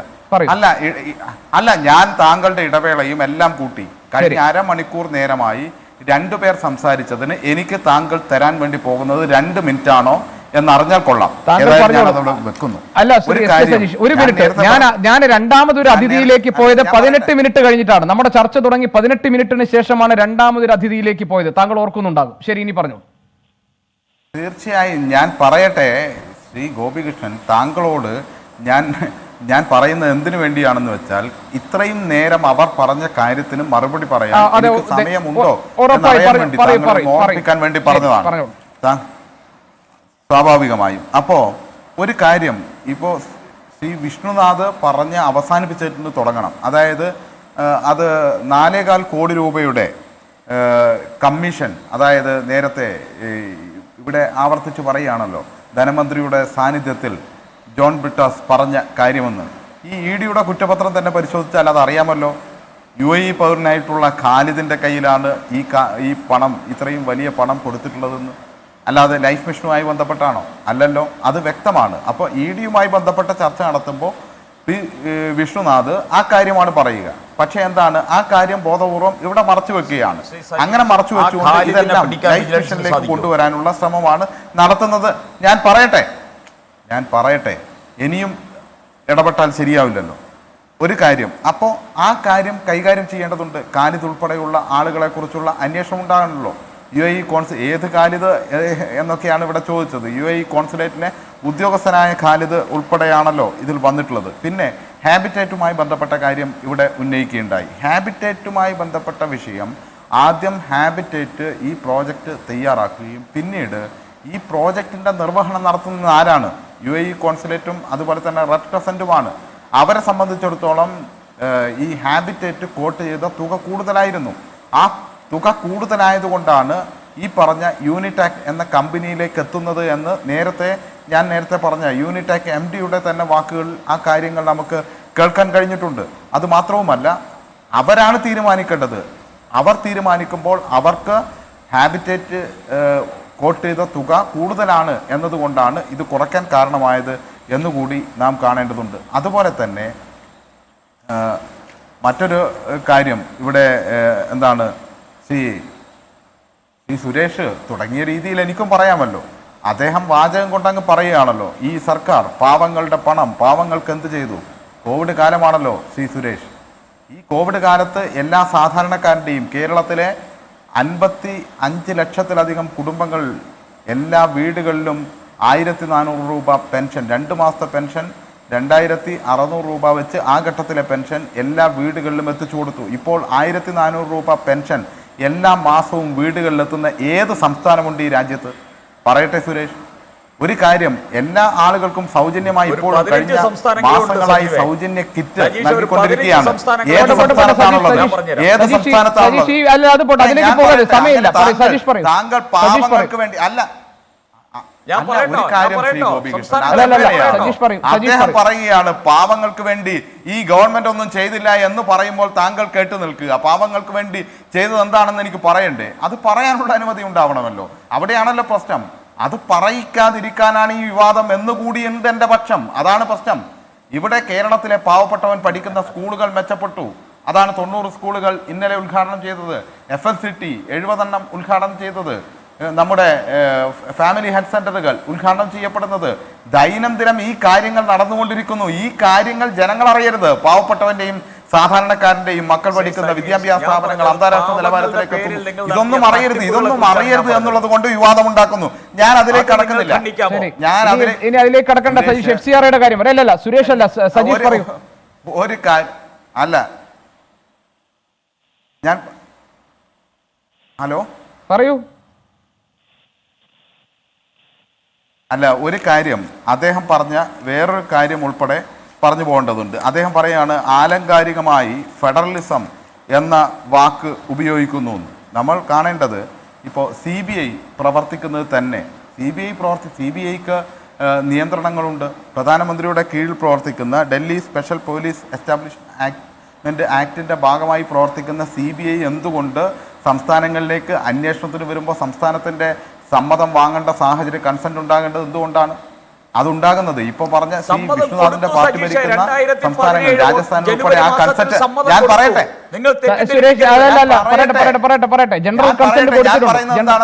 ജനറൽ കൺസെന്റ് കൊടുത്തിട്ടുണ്ട്. സജീഷ് പറയൂ. സമയമില്ല സുരേഷ്, സമയമില്ല. സജീഷ് പറയൂ. താങ്കൾ പറഞ്ഞ ഫെഡറലിസം എന്ന വാക്ക് വെച്ചിട്ടാണ് ഞാൻ പറയുന്നത്. ശ്രീ ഗോപികൃഷ്ണൻ പറഞ്ഞു, അദ്ദേഹം ഫെഡറലിസം എന്ന് പരാമർശിച്ചു. ആ ഫെഡറലിസം എന്തുകൊണ്ട് എന്നാണ് ഞാൻ പറയുന്നത്. അങ്ങനെ കൺസെന്റ് ഉണ്ടാകണം എന്ന് വരുന്നത് എന്തുകൊണ്ടാണ്? രാജ്യത്തിൻ്റെ പ്രധാനമന്ത്രി നേരിട്ട് നിയന്ത്രിക്കുന്ന ഒരു അന്വേഷണ ഏജൻസി ആകുമ്പോൾ രാജ്യത്തെ ഫെഡറലിസത്തിലേക്ക് കടന്നു കയറി ഓരോ സംസ്ഥാനത്തെയും മന്ത്രിമാരെയും മുഖ്യമന്ത്രിമാരെയും എല്ലാം ബുദ്ധിമുട്ടിക്കും എന്നതുകൊണ്ടാണ് ഇതിനകത്ത് വളരെ കൃത്യമായി ഇത്തരം നിയന്ത്രണങ്ങൾ ഉണ്ടായിട്ടുള്ളത്. ഇപ്പോൾ തന്നെ നമുക്കറിയാം, ഗുവാഹത്തി ഹൈക്കോടതിയുടെ നിയമവിരുദ്ധമായി പ്രഖ്യാപിച്ച ഈ ഏജൻസി സുപ്രീം കോടതിയുടെ സ്റ്റേയുടെ അടിസ്ഥാനത്തിൽ മാത്രമാണ് ഇപ്പോൾ പ്രവർത്തിച്ചുകൊണ്ടിരിക്കുന്നത്. ഇപ്പോൾ ഇങ്ങനെ പോകുന്ന ഒരു ഏജൻസി ഫെഡറൽ സംവിധാനത്തിലേക്ക് കടന്നു കയറും എന്നതുകൊണ്ടാണ് ഫെഡറലിസം എന്ന് കോടതിയിലേക്ക് പറഞ്ഞത്. അത് സുരേഷിന് മനസ്സിലായിട്ടില്ലെങ്കിൽ ഹൈക്കോടതിക്ക് മനസ്സിലാകും. ഹൈക്കോടതിക്ക് മനസ്സിലാകും എന്നുള്ളതുകൊണ്ടാണ് ഹൈക്കോടതി അവസാനം കാര്യം കൂടി പറയാം. അവസാനം ഹൈക്കോടതി CBIയോട് ചോദ്യം ചോദിച്ചിട്ടുണ്ട്. എന്താ ചോദിച്ചത്? നിങ്ങൾ എങ്ങനെയാണ് ലൈഫ് മിഷനെ ഇതിനകത്ത് ഉൾപ്പെടുത്തുക എന്ന് ഹൈക്കോടതി ജഡ്ജി ചോദിച്ചിട്ടുണ്ട്. അപ്പോൾ CBI പറഞ്ഞ മറുപടി എന്താ? ഞങ്ങൾ അന്വേഷിച്ചു വരുന്നേ ഉള്ളൂ എന്നാണ് പറഞ്ഞത്. ഇവിടെ കോലാഹലം കാണിക്കുകയാണ്. CBI പോലും പറഞ്ഞിട്ടില്ല ലൈഫ് മിഷനെ ഇതിനകത്ത് ഉൾപ്പെടുത്തിയെന്ന്. അന്വേഷിച്ചു വരുന്നേ ഉള്ളൂ എന്നാണ് പറഞ്ഞത്. അപ്പോൾ ഇവരുടെ ലക്ഷ്യം വളരെ വ്യക്തമാണ്. ഞാൻ നേരത്തെ പറഞ്ഞ കാര്യത്തിന് സുരേഷിന് മറുപടി ഉണ്ടായില്ലല്ലോ. പച്ചയായി തനിക്ക് തോന്നിയ ആളുകളെ, മുരളിയേട്ടൻ ഞാൻ വന്നോട്ടെ എന്ന് ചോദിച്ചപ്പോൾ അന്താരാഷ്ട്ര സമ്മേളനത്തിൽ ഒരാളെ പങ്കെടുപ്പിക്കുന്നതും ഒന്നും ചട്ടലംഘനമല്ല, പ്രധാനമന്ത്രി അന്വേഷിക്കുന്നതും ചട്ടലംഘനമല്ല. മാത്രവുമല്ല, അവരെ പിടിച്ച് സംസ്ഥാനത്ത് അത് ഞങ്ങളുടെ വിഷയമൊന്നുമല്ല, എന്നാലും വനിതാ മോർച്ചയുടെ സംസ്ഥാന ഭാരവാഹിയാക്കി മാറ്റിയതിൽ BJPയിൽ പ്രശ്നങ്ങൾ നിലനിൽക്കുന്നു. ഇതൊക്കെ രാജ്യത്തെയും കേരളത്തിലെയും ജനങ്ങൾ കാണുന്നുണ്ട്. നിങ്ങൾ പരസ്യമായി ശരി, ചട്ടങ്ങൾ ലംഘിക്കുന്നു, ശരി, എന്നാൽ സജീഷ്. ഇവിടെ കുറച്ച് ആളുകൾക്ക് വീട് നിർമ്മിച്ചു കൊടുക്കുമ്പോൾ ആ പദ്ധതി മുടക്കാൻ വേണ്ടി വരുന്നു. ശരി, അത് ഏതായാലും കേരളത്തിലെ ജനങ്ങൾ കാണുകയാണ്. കോടതിയിൽ നിന്ന് സി ബി ഐ ഉന്നയിച്ച വാദങ്ങളുടെ അടിസ്ഥാനത്തിലാണ് നമ്മൾ ഇന്ന് ഈ വിഷയം പരിശോധിച്ചത്. കോടതിയിൽ നിന്ന് തന്നെ ഇക്കാര്യത്തിൽ ഒരു തീർപ്പുണ്ടാകേണ്ടതാണ്. സി ബി ഐയുടെ അന്വേഷണത്തിന്റെ ഒടുവിലെ ചിത്രം എന്താണെന്ന് നമുക്ക് നോക്കാം. വളരെയധികം നന്ദി ചർച്ചയിൽ പങ്കെടുത്ത Shri S K Sajeesh, Shri P C Vignesh, Shri advocate S Suresh ഈ ചർച്ചയിൽ പങ്കെടുത്തത്. 90+ മൈ ട്യൂഷൻ ആപ്പ് 5 മുതൽ +2 വരെയുള്ള കേരള സിലബസ് പഠിക്കുന്ന കുട്ടികൾക്കായി ടെക്സ്റ്റ് ബുക്ക് അധിഷ്ഠിതമാക്കിയുള്ള ഡിജിറ്റൽ ട്യൂഷൻ.